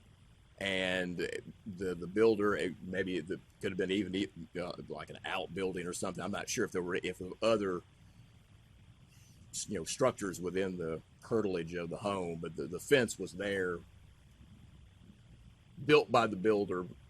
No, the builder put it up, not the I mean, respondent. everything we have said the builder put it up. Well, so when he closed, it should have shown on the title, even then. Builder put it up. I tend to think it's the builder's responsibility, not the agent's. I mean, it sounded to me like that the respondent at some point showed the buyer that you own back here, all the way back here, but there was a fence in between that point. They owned back to the fence. No, well, I think it's not the way I read it. They said you get all this, and they were comfortable with it because they thought they were going to have a big yard, as if the fence wasn't already up. That's where I get confused. He's saying the fence was up. It was up. The contractor put it up when they built the house, Fences. which is also unusual. Fence was there. Buyers come look at.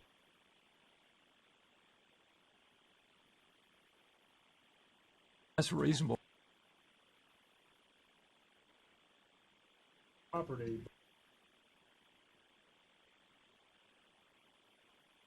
And plus, they had the respondent got an appraisal. Even there's just so many places. I think this must be some rural area that No. There's an appraisal doesn't required inspect. of the copy of the survey? No. Well, the title company is going to need a survey to know what the meets and bounds Right. are. If it's a subdivision, they're not going to do that. Who, the title company? Yeah. The lender might require a title company to care less. Well, Yeah. Well, they've got a legal Clouds description. the deed then. Yeah. They'll do about meets and bounds, Right. and not pay for anything else. All right, commissioners, we got to keep moving here. What do you think? Let's make a motion. see Let's what we try it, Jeff. got. Motion to dismiss. Got a motion by Mr. Diaz, seconded by Mr. Smith. Mr. Gwynn, excuse me. Ms. Smith is on my left. What was council's recommendation? It was to discuss. Okay, so discuss. Okay, so the motion is to dismiss case number 2. Those in favor of that motion vote aye. Aye. Those opposed, no. No. So I got 1 no. I'm thinking that's a yes, but I couldn't tell. I'm going to rule that the motion passes on an 8-1 vote with Ms. Franks voting no. Number 5, Jeff. Got this again. My notes don't say why I pulled it, so I'll just move to accept council's recommendation. Second. All right, I've got a motion by Mr. Diaz, seconded by DJ, that council's recommendation, that council's recommendation be adopted and this complaint be dismissed or closed, depending on which attorney wrote this. Those in favor of the motion vote aye. Aye. Those opposed. The motion passes unanimously. All right, number 6.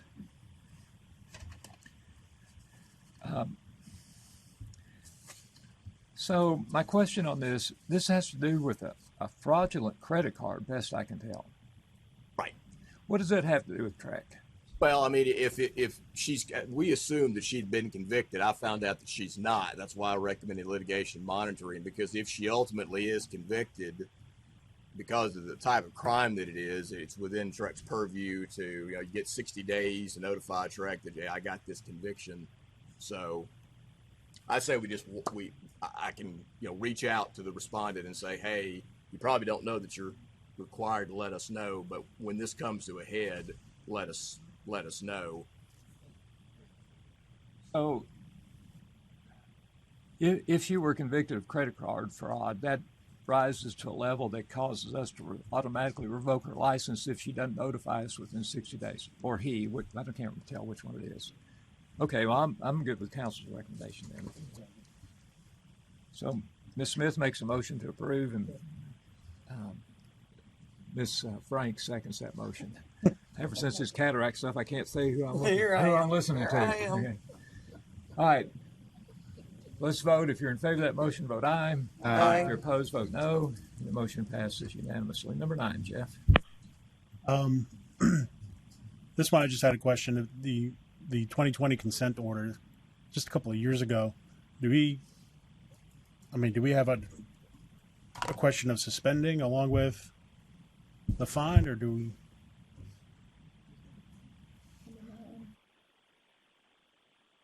I mean, because it's a bit of a repeat violation. Is that what you're saying? Yeah, I mean, I think, the 2020 consent order, I mean, do we know what that consent order asked for?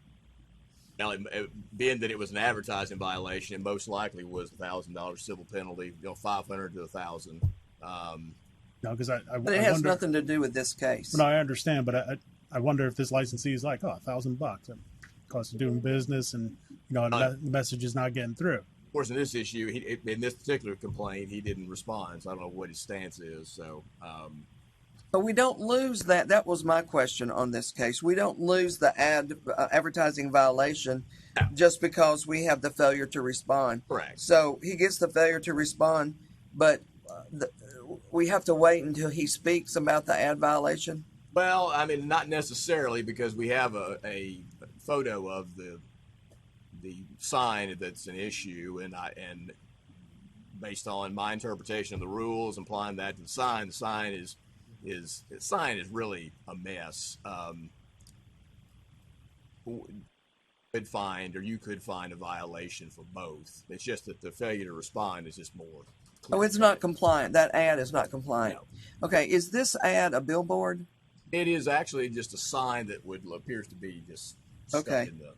So I think we should add the advertising violation along with the suspended, with the failure to respond. And because it's an affiliate broker, there's also the triggers the ripple effect of principal broker. So, Anna, do you have any thoughts on that? I know it's hard to traditionally. It's been hard for us to find someone in violation without hearing their side of the story. And generally, and in the past, occasionally a $1,000 civil penalty offer for failure to respond finally gets a response. But a sign is not defensible if it's not compliant. Not unless he's going to give me some measurements where the sign created a bit of an optical illusion where it looked like that it was not in compliance, and in fact it is. That would be the only scenario, where he could give us a.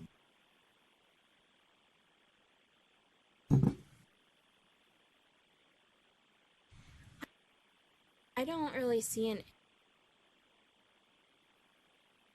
seeing a civil penalty advertising, just because advertising's kind of, you see it or you don't. And if we were only to say it was failure to respond, but we still want to think about the advertising violation, it would be we open up another complaint. And if they don't respond to that one, it maybe will probably just be an ongoing cycle. But if our attorney's already telling us it's not compliant, there's no reason to wait, is there? I think it would be okay. Okay, so let's just take several. Start with the failure. I'd like to make a motion that we accept counsel's recommendation for failure to respond and authorize a $1,000 civil penalty. Second to that motion. Seconded by John. Discussion. Let's vote on that motion. Those in favor of the motion vote aye. Those opposed vote no. And the motion passes unanimously. Okay, let's stand by just for a second here.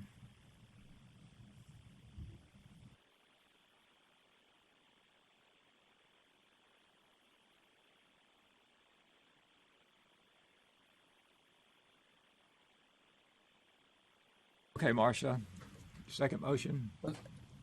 Anna, did you agree that it is not compliant? Yes. Okay, I make a motion that we find this person, what's the word I need to use? Not guilty, but in violation. In violation of our advertising laws, and assess a $1,000 penalty for that also. Who seconded that? Mr. Moulton. Okay, John. So that's the motion on the floor now, and the reason it's $1,000 is because this is at least its second offense Right. for advertising. Right. All right, discussion on that motion. Those in favor of that motion vote aye. Aye. Those opposed, no. And the motion passes unanimously. Ms. Franks, the third motion. The third motion is that we open a case against the principal broker For failure to for supervise. failure to supervise. Is there a second to that Second. motion? Seconded by Mr. Diaz. Discussion. Those in favor of that motion vote aye. Aye. Those opposed, no. And that motion passes unanimously. And I think that takes care of number 9. Number 20. I've got Jeff and Marcia and myself on that, so Go ahead, Mr. there must Chairman. be something to it. That's Marcia, where they you wanna sold go the first? wrong land. So here's my take on it at this point. I think the problem is with the buyer's agent at this point because they did not open the info in the MLS docs that showed everything that they needed to know about this lot. And I think it's a failure to exercise reasonable skill and care. So you're saying I think a letter of warning is too light.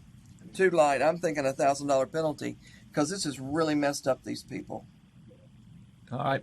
Make a motion for $1,000 penalty for failure to exercise reasonable skill and care. A second by John. Okay, the discussion. Let's vote on that motion. Those in favor of the motion vote aye. Aye. Those opposed, no. And that motion passes unanimously. Number 24. F. Okay, so this is the person practicing without a license. So I guess my question is there some way to... I guess we haven't been able to do this in the past, but I guess that usually there's like a cease and desist or demand that they get licensed. Or... Well, I don't know how we'd find that the person under which the complaint is opened is just someone the complainant just pulled off of some old material from 3 or 4 years ago. The person's not even working anymore, but when we sent an investigator out to, well, we sent them to the property, but the property management company has turned out to be an out-of-state entity that has no idea that they need a firm license or a principal broker that runs their operations. So my idea was, well, if we can't find this individual who's under which the complaint is opened, and who knows whether or not they were even still operating as the CEO or whatever, we just open up a new complaint against the unlicensed property management entity that's running the operation now and was running it even then. And you have their name and location. We do. I'll make a motion. We traded emails. Okay. So is it your expectation that they are going to pursue a license to get right with Tennessee? They'll probably have some more questions about whether they need a license, because initially they were questioning why they need one. And we had to have a couple of discussions about, property management statute says this about property management falling under the definition of, a broker. And by the time then that we talk again, hopefully they'll understand and they'll just, with the new complaint, we can take up what the commission wants to do in terms of assess a civil penalty. There may be factors that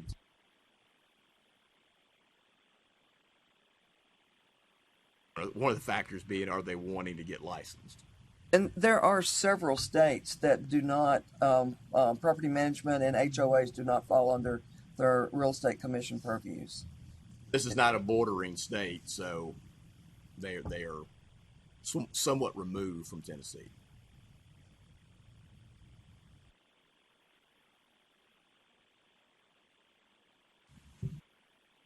Wait on you, Jed. Yeah. I'll go ahead and make a motion to accept council's recommendation. As seconded by Mr. Gwynn, the council's recommendation be adopted. Those in favor of that motion vote aye. Aye. Those opposed, no. And the motion passes unanimously. Number 26. Almost embarrassed to ask this question.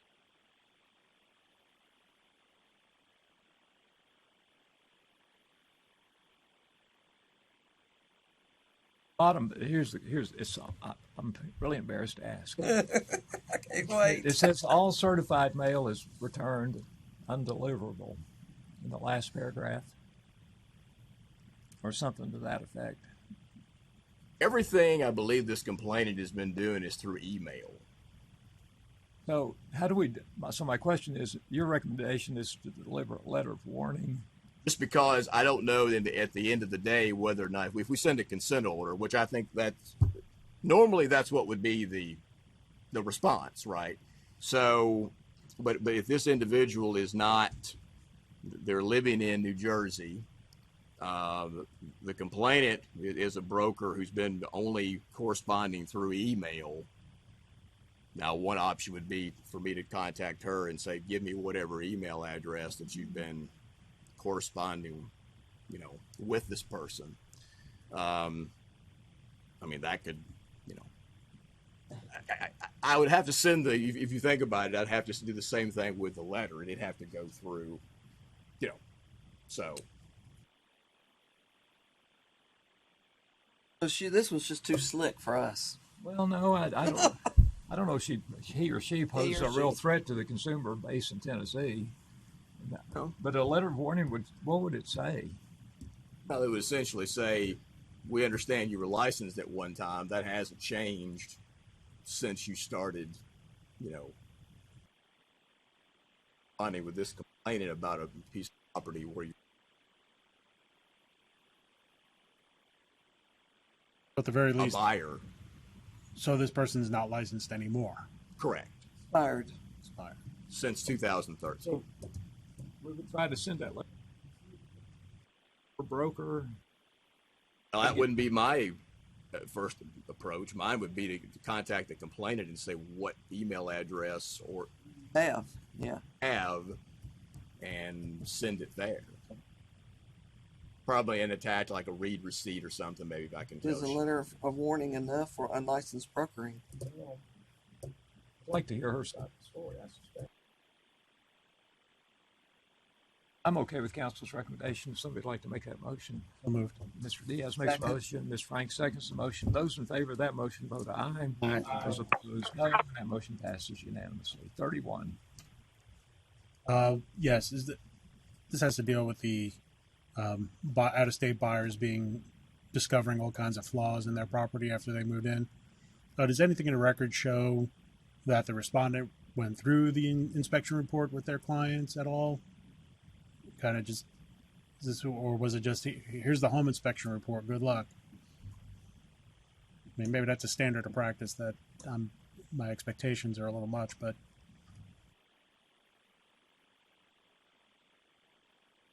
Do the inspection report yourself as an agent and kind of point, hey, this might be a concern.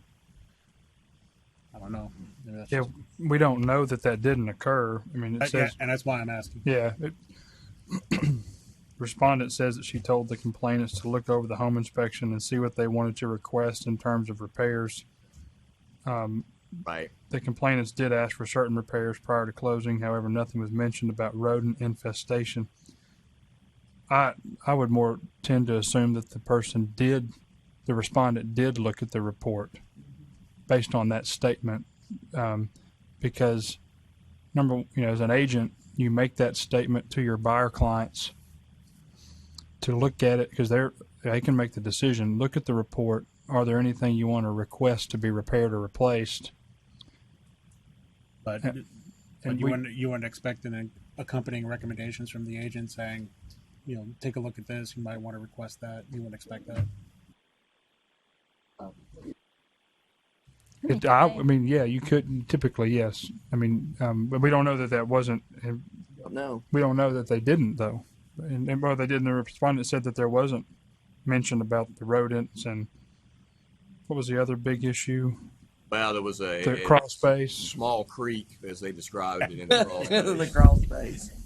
That's a drag. A lot of instructors are advising agents to not see the home inspection report. That then you're liable for that information. So a lot of agents are just saying, I don't want to see the report. You tell me what you want corrected. So I think based on what we're being taught right now, we can't assume that the agent saw that report. I don't advise on home inspection, because if the thing I tell them not to fix turns out to be their big thing, then they're like, you told me these 4 things, but you didn't tell me about this one. So they paid for it. I tell them to read it carefully That's what and I then do. let me know what stands out to you, and then we discuss. That's what I do. All right, with all those comments on the record, is there a motion to go with them? Move to accept council's recommendation. Got a motion by Mr. Diaz, second by Mr. Ferris, that council's recommendation be adopted. Those in favor of that motion vote aye. Aye. Those opposed, no. And that motion passes unanimously. Now, number 35, Jeff.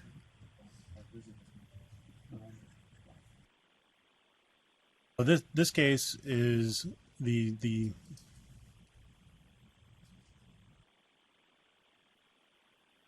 this is the case of the 2 agents that kind of got after each other at a showing. And I agree with council's assessment. It's shameful behavior, but this, for me, the exercising reasonable skill and care seems to just live inside of a real estate transaction. Exactly, and that's actually what I was going to say, because after going back and once you identified it as you wanted to pull it, I just happened to look at it, and really they're in 403. Everything is attendant to a real estate transaction. So here you just have a couple of parties just meeting, yes, at a showing, but they were not themselves part of the transaction. So I would change at this stage. I would probably change my recommendation to closing. I think it's maybe more of maybe just not something for the commission to address. Put it that way. No, move to dismiss this case. Second. Motion by Mr. Diaz, second by Mr. Ferris, that the case number 35 be dismissed or closed. Discussion? Let's vote. Those in favor of that motion vote aye. Aye. Those opposed, no. The motion passes unanimously. Number 40, Marcia. Okay, number 40 is a timeshare, and it's we've already made a decision on it to defer it to this month. Trying to refresh my memory. Okay, so the investigator found one timeshare salesperson who was not licensed. Right. Okay, so the new recommendation is a formal hearing and a consent order of $1,000. Is that 6213-301 unlicensed activity?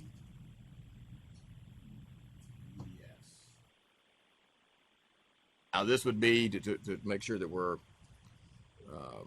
just to clarify, this would be on the timeshare company. This would not be on the individual that the investigator found at the site, although they could also, they were, if they were working there with no license.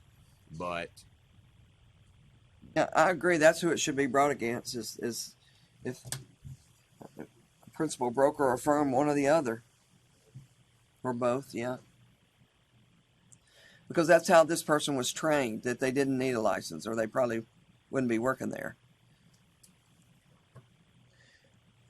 So, could we accept counsel's recommendation for the $1,000 civil penalty on the firm, and also open up a complaint against the principal broker? So, and what did the principal broker do wrong? If there is a principal broker at a timeshare Is there? registration, timeshare exempt. Is there operation. is there a principal broker at timeshares, Anna?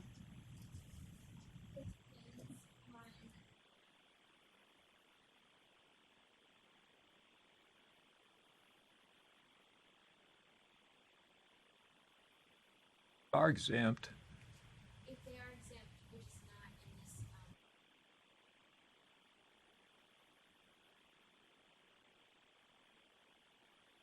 Okay, so my motion would be to accept counsel's recommendation on the $1,000 civil penalty and then open a complaint against the principal broker. Second. Okay. You believe there is a principal broker, right, Ann, in this operation? And Okay. so the charge would be, I mean, is there anything beyond supervision that would be better for them to understand that they have to have licensed people, or I just want to give them the best charge? For them, the best charge for Biggest charge I can give. I got it. Well, let's take these two motions you've made one at a time at the moment. First of all, you want to accept counsel's recommendation regarding a $1,000 civil penalty For the firm. for the firm. Correct. Yes. All right, and we've got a second to that. Oh, already have a second. John seconded that. So let's vote on that motion to start with. Any discussion before we vote? All right, let's vote. Those in favor of that motion, vote aye. Aye. Those opposed, no. That motion passes unanimously. Now, Ms. Franks, you're in the mood to open a second complaint, another complaint against the principal broker of this timeshare registration firm. And I'm asking for our attorneys to kind of give me some guidance on what the offense is. Obviously, lack of supervision if they haven't even told the person they need a license. But is there any clearer charge? Well, I think this is what I was Ann and I had discussed this case prior to coming to the meeting. In the rules 1260.01.04 under licenses, it says in subpart 1, no principal broker shall permit a broker, affiliate broker, or timeshare salesperson under his supervision to engage in the real estate business unless the broker, affiliate broker, or timeshare salesperson has been issued a valid license and is covered by errors and omissions insurance. That's it. So that seems to fit. Yes. No, then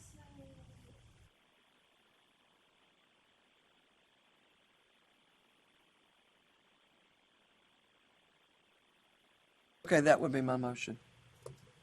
So it's to open a complaint.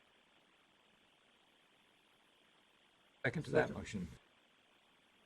Offutt makes a second to that motion. Any discussion? Let's vote. Those in favor of the motion vote aye. Aye. Those opposed, no. That motion passes unanimously. All right, we're on to 41, Marcia.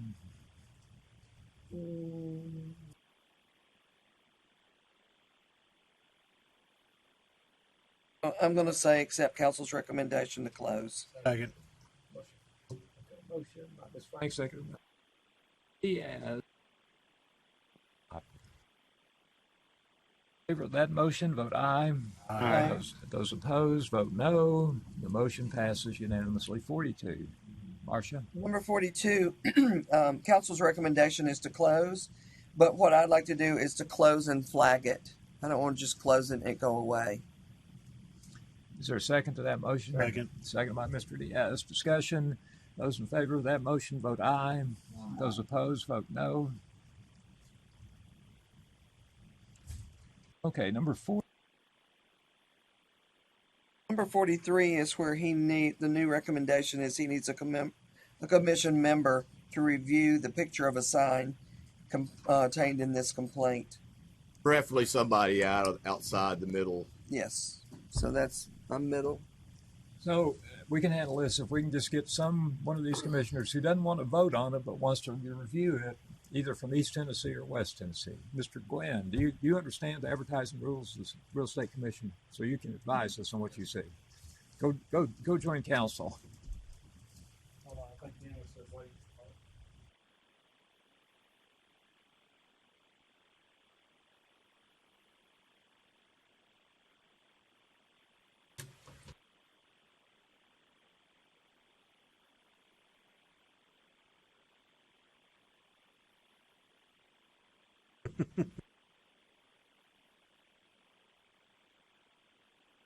Clock on that. What percent?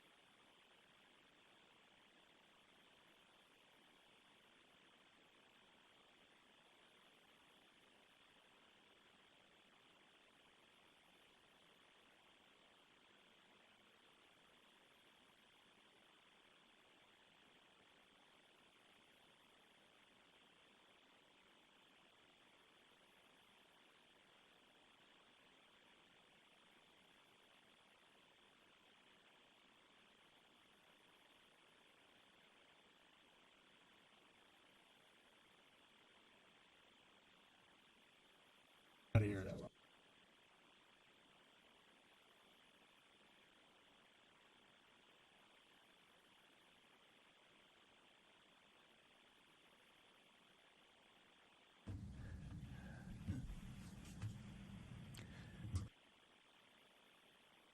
All right, Steve. Now, remember, we don't need you to make a decision for us. We just want you to describe what you're seeing.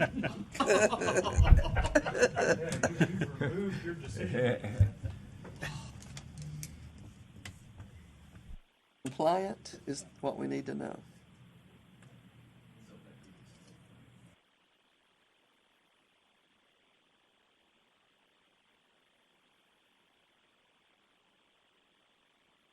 Steve, I recommend you sit at that last chair, take that exhibit, and let us ask you some questions. Or, All right, you okay. describe what you're seeing, one, but we can't have you just two conferring for the rest of the afternoon.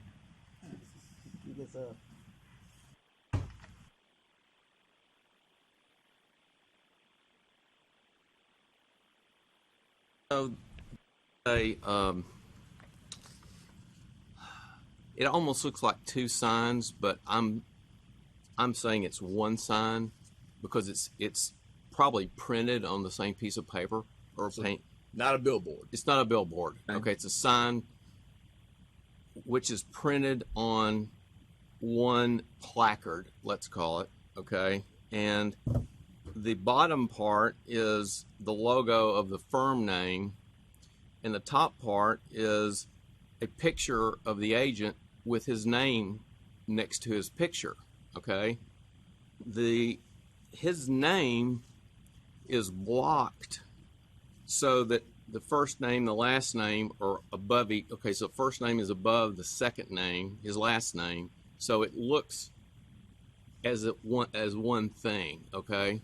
So instead of spelling out his name, you know, Smith Jones, left to right, it's top to bottom, okay? The height of that name, when both names are counted, is slightly lower, slightly less than the firm name below it, which includes a logo of the name as well as the name written out, if that makes sense. So there's initials of the firm name that when you take the initials of the firm name and the name written out below it, which is in a smaller font, the height of those two things is greater than the height of the individual's name when looked at as one unit. If that So makes if the name is on top of each other, is the first name is that larger than the company name? I don't No. look at it as stacking as the way you measure. You're not looking at it as stacking because I'm looking No. at it as stacking. The font size of the first name Yeah. compared to the font size of the firm name. Whether you stack it or you lay it Firm long. name written out, the affiliate broker's name is larger. The logo arguably is either the same size, the firm logo is arguably the same size as the affiliate broker, or it is somewhat larger. Does that logo have the firm name on the logo? It does, but the firm name is the small. That's what we're Yeah, saying is right. much small. So the logo doesn't count. It's the words. Font size only. Of one particular letter in the name. Because of one letter in Spelled out firm name. Not Firm the name. right? Is that what we're looking Yes. for, right? Yeah. So if my name was John Joseph Jim Smith Jones, then take that as one thing. That's country right there. It's, you're looking at just the font size of one particular, like my first letter. To me, that's visually what the person's trying to accomplish is make his name look bigger than the firm name because it's the way it's presented. Now, you're correct in that his first name starts with an R. Okay, so the R is smaller than actually it's smaller than the sum of the initials plus the name of the firm, but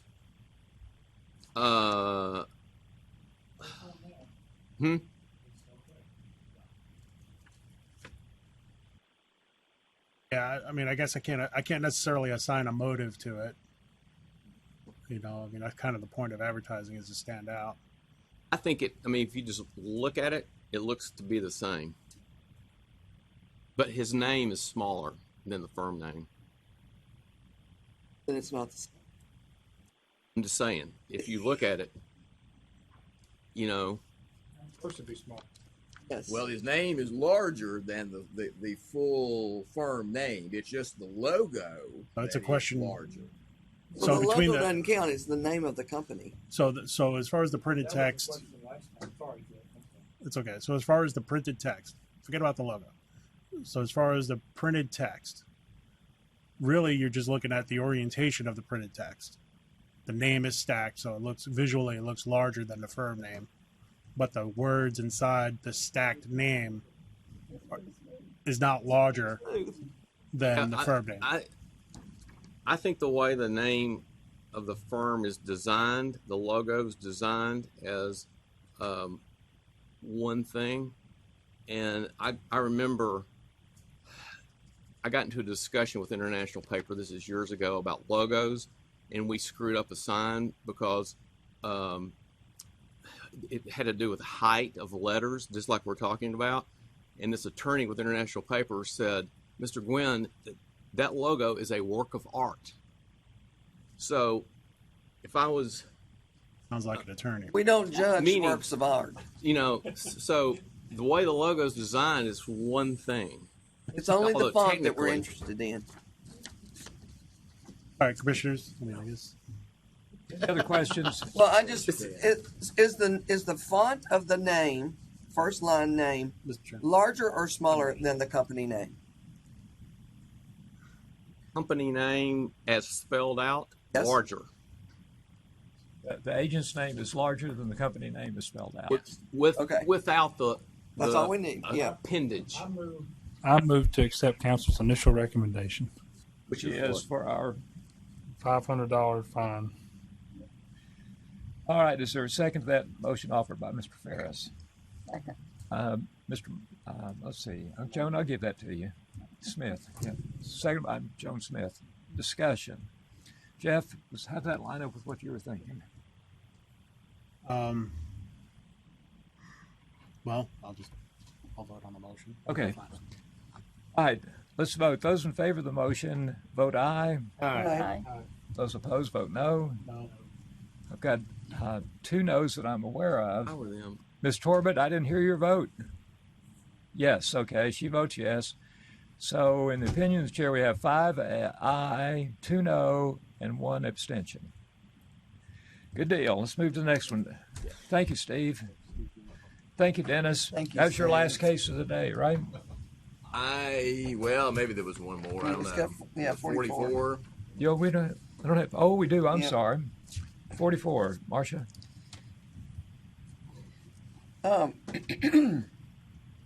On this one, I also wanted to close and flag, not just close. Is that your motion? That's my motion. Seconded by Mr. Diaz. Discussion. Those in favor of that motion vote aye. Aye. Those opposed, no. That motion passes unanimously. All right. Now, thank you, Dennis. Okay, Anna.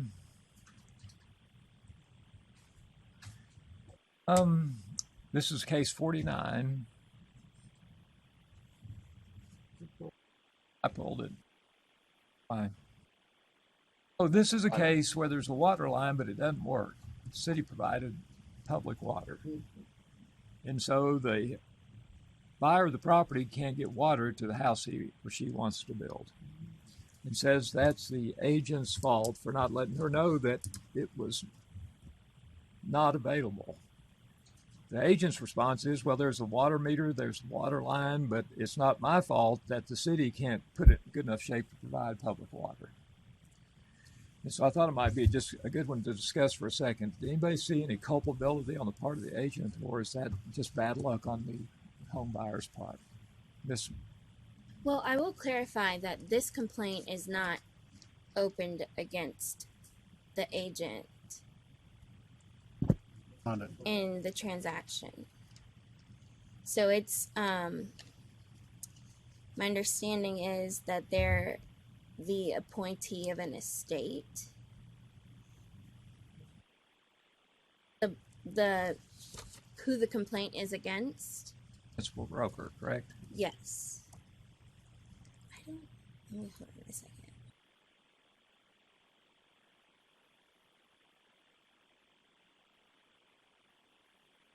Complainant signed a no inspection and didn't verify information about the property.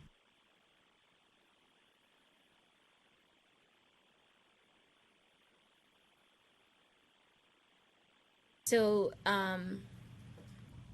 the respondent states that they did not represent the complainant in this transaction, but they did have representation of another agent. So, sorry, it's the respondent is on the other side of the transaction. So the selling agent. Buyer's agent? The listing agent.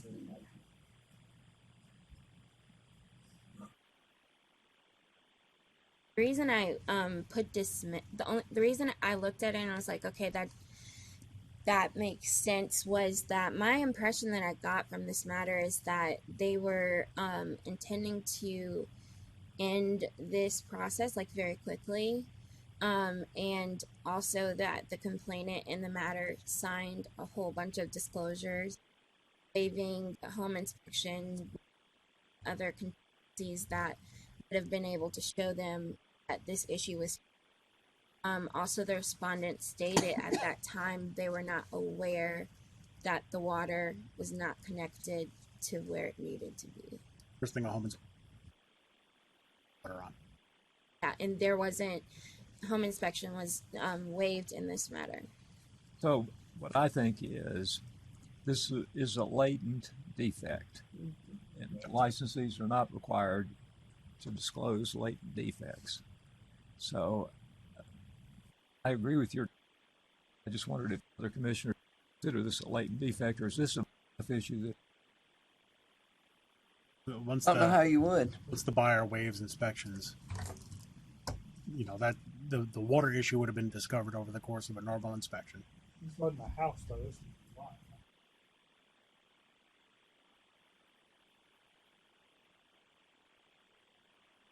This was a house, but it was on,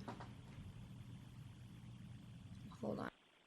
The problem is it was too old to give a new tap to. It almost made me think they were putting a mobile home on the site. Well, old pipes, and this happens in downtown Franklin, they deteriorate and fall apart. And when that happens and you have a big leak, the city of Franklin is not going to put you another tap or pipe in. You got to pay for that yourself. So it could be that, something like that. So I'll say the seller in the courthouse, I'll just read this part. In the courthouse records say the water source was public and it was the agent's understanding the water line is at the road directly in front of this property, and that according to the records, both contiguous properties are served by the public water source. So one tap and two houses. So it's a lot, I think, like DJ said. My understanding is my motion would be to accept council's recommendation. Second. Motion by Mr. Ferris, seconded by Mr. Diaz. The council's recommendation be adopted. Any further discussion? Let's vote. Those in favor of that motion vote aye. Aye. Those opposed, motion passes unanimously. All right, number 52, Marcia. Number 52, the recommendation was voluntarily surrender, same as revocation, for the remaining time period of the suspension plus an additional 18 months and complete all outstanding matters of the December 16, 2021 consent order. Should respondent reapply for licensure, respondent shall appear before the commission, give the commission approval, and satisfy all additional license requirements, including but not limited to applicant's education, examination, and other administrative matters for the applicant. So what I'm wondering is, why don't we just revoke this person that's like and voluntary. be done with it? I consider voluntary surrender to be the same as revocation.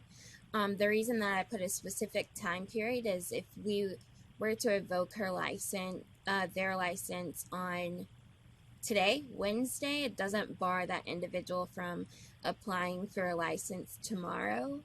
So my idea was to have her voluntarily surrender her license for at least a period of 2 years. Because revocation, like, I can't do anything to prevent a licensee to come back the next week. Well, I thought they had to wait 6 months when you revoke so them. they can come before you after they've applied. If they come before the commission and you say no in informal appearances, just like those, they have to wait 6 months. I also pulled this one just because I was confused. It says type of license, affiliate broker suspended, but the very first line says respondent is a licensed principal broker. Right. So, okay, so we're not talking about a principal broker in this case. No, it's a I had that question too. So if that being the case, do you see any culpability? Oh, sorry, no. Yes, yes. You're right. It's switched. Sorry. Right. What? So, it's a principal broker or not? It's an affiliate. Okay. So is there any culpability on the part of this affiliate's principal broker that we ought to take into account? I don't think there's culpability on the principal broker. In this particular instance, this respondent has been moving from essentially brokerage to kind of brokerage because they had the matter from the 2021 consent order. They were released after that happened, and then they went to another brokerage, and then this matter happened, and then they were released again, and then they were picked up by another brokerage and then released after this happened. So this principal broker at this time was understanding between the two that the matter with the consent order was still pending. The affiliate did not update the respondent that the matter had been signed and that her license was suspended. She didn't know that until a local association let her know when her MLS access was suspended. Summary, based on your answer to Marcia's question, a voluntary surrender period is probably more of a penalty than just revoking a license because there's a date certain before this licensee can show back up. Right. Yes. So Their license was suspended December 16th, 2021. And so we are here, and it's been about 6 months while they've been suspended, even though the action happened like 2 weeks after. My intention was for it to be a whole time period of 2 years. And during that 2 years, they would not be able to reapply. Have they paid the $2,000 civil penalty? No, it is in a payment plan status. And Have they done the court course? I don't. Have they done the 9 hours of ethics? Is why I requested that be completed too, before they can even come back before the commission. And then they would have to come before us and we can decide then whether we let her retest or not. Yes. So at that point, all of the conditions in the consent order would have to be satisfied before that the affiliate broker in this circumstances would appear before the commission in an informal appearance. So there's nothing really for her to do or them to do for a couple of years. There's no point in doing anything until 2 years goes by, really, right? She can't come back to us. I know it, but why would she go and pay the fines and do all this other now? She'd still have to pay that before she could come back. Correct. Right. So this is just, again, it's an offer. So if the person says no, it would go to a formal, and then that would happen. So if, let's say that the respondent accepts the consent order, the respondent would not be able to practice real estate within that 2-year time period, but also during that time period, they would have to satisfy all of the other things that I said in the laundry list. Yes. And do you know who her principal broker is now? I don't know at this time. I do know as soon as this principal broker found out about it, they were released. See, this is a problem that I keep getting calls about, is suspended people still working and still doing real estate. And we really have no way to track them, to know what's happening, unless somebody files a complaint against them. Right, well, this one was caught pretty quickly because the previous principal broker, before the consent order was signed, saw that the listing was live and that it had the respondent's information listed. And then that was communicated to the current principal broker. But all of that occurred after it had been pulled down and everything. We suspend a license, we let the broker know, right? If a license is suspended, we don't send out a specific notification to the principal broker, but I can send out a notification. But also if we should, in every case. If it happens, it is on the disciplinary action report. The majority of principal brokers are not listening to this meeting, so they would have no idea of knowing unless we let them know. I think that needs to be something that's our policy, that whenever especially someone's suspended, that they get a letter to their principal broker too. And then they'd have to have a principal broker or they wouldn't have a license. Right. So like in typical circumstances when someone is suspended or revoked, like if we're talking about E&O, they're notified in that situation, but we don't suspend people or revoke individuals very often within the legal division. But if you wanted a separate letter to go out with that certainly can happen. I would say anytime anybody is suspended, do we need a motion on this? That we need that sent to their principal broker. Okay. Because I would be horrified to know that one of my agents had been suspended and I didn't know about it. I think Trek owes it to the principal brokers to allow them know, or otherwise they can't do their job.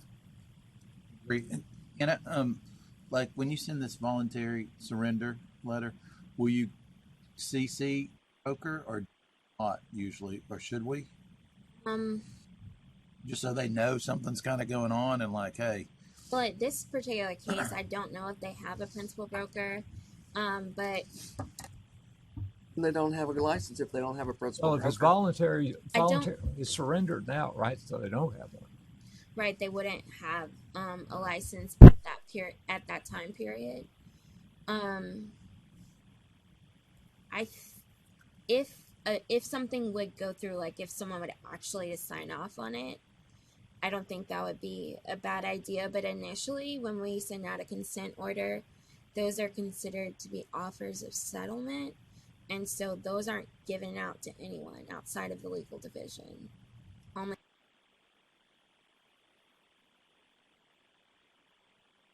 But there's no reason not to send it to the broker, principal broker. Right, I know, but at that point it's considered like attorney work product, so we only release it to the individual that it's sent to. Can you check and see if in the future going forward that it would be possible for us to send if somebody's getting an offer to surrender themselves or suspend it? I think the principal broker needs to know. And you said something about it, the disciplinary actions report. So that's published there. How frequently is that released? Every month? That's released every month. After the fact. After the fact. Yes, and then action report also. So the brokers, if curious Right, enough, but it would require a principal broker to look at the to disciplinary be curious action and to go report. see it, right? And Information's available to the principal brokers if the curiosity rises. right, so like for example, if a principal broker was to request a public records request for the licensee file for this affiliate, they would not get a copy of any consent order that's been drafted. I'd like to make a motion to accept council's recommendation. Is there a second? Second by Ms. Smith. Discussion. I'd like to make a friendly amendment to that, is to, rather than have 18 months, put the date in. So say... she has to accept it first. Correct. So it's hard to... Right, that's right. certain. I'm talking about Anna has 18 months. I'll just say, so it's not confusing when 18 months is, just put December 16th, 2023 there. But also what I could do, if you're okay with that, is if they sign it, we often use a date and time calculator, and we'll set it 180 days out, 18 months out. Okay, all right. Okay. Right. So you want to withdraw that amendment? Yeah. Okay. So the motion is to accept council's recommendation. Accept council's recommendation. Seconded. This is for case 52, so everybody's clear. All right. Are you ready to vote? Stacy is definitely ready to vote. Those in favor of the motion vote aye. Aye. Those opposed, no. That motion passes unanimously. So funny, isn't it? All right, 53. I pulled this. So I got this sense that that legal is trying to help this new licensee out, kind of be a little bit nice to this new licensee because it's her first listing and she didn't really know what she was kind of doing, and so legal is in the mood to send a letter of instruction. But what I think about always is she's got a principal broker, or he's got a principal broker that should be able to lead, guide, and direct in a case like this. So nowhere I don't think it mentions that the principal broker reviewed and said this is good. She didn't have anything to rely on. It seems like she's out there by herself based on the narrative. So at the very least, let's give the affiliate the benefit of the doubt, the new affiliate, and agree with counsel that a letter of instruction would be helpful. But I'm in the mood or a sense that, she's got a principal broker that was AWOL. And so kind of crossed my mind that maybe we ought to open up a complaint against the principal broker for failure to supervise. I'd make that motion. Second it. So you're making a two-part motion, accept counsel's recommendation, regarding this particular complaint and open up a new complaint against the principal broker. Yes, that would be my motion. Is there I heard a second. Jeff, thank you. Discussion. Those in favor of that motion vote aye. Aye. Those opposed, no. And that motion passes on an 8 aye, 1 no vote. Mr. Ferris votes no. All right, then number 55, Marcia. On number 55, it says that the principal broker was first licensed September 20th, 2020, but they're already a principal broker. How's that possible? It hasn't been 3 years. I'll need to check, but it may be that they are from a different jurisdiction. We count their Check real quick. out from other jurisdictions. So you're saying maybe in 19, maybe she was in Kentucky, say, and moved here, and that 1 year would count towards her. Double check.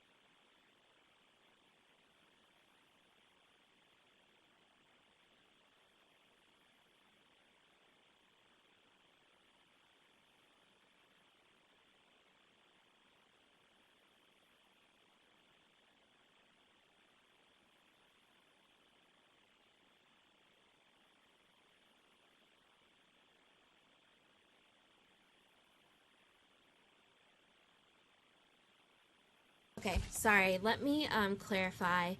The respondent received their license in 2000. And they're a principal broker and they're a designated agent. The designated agent license is the date that you have before you. Thank you. Okay, then my motion is to accept counsel's recommendation to dismiss. Second. Second by Mr. Moffett. Discussion. Those in favor of that motion vote aye. Aye. Those opposed, no. Motion passes unanimously. Anna, just follow up on that. They're licensed as a designated agent. Yes. What does that mean? What does that mean?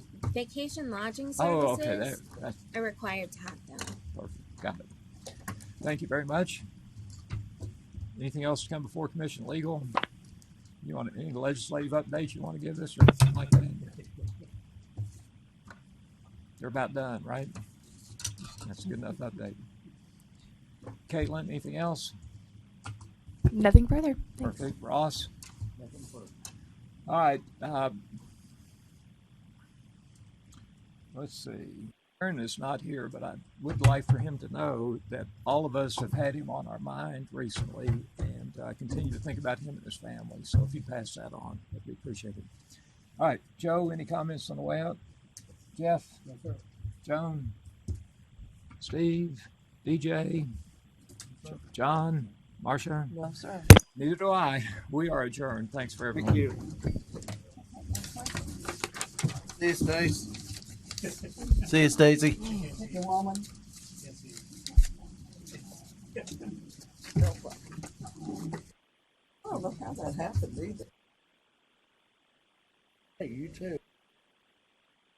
I didn't catch it.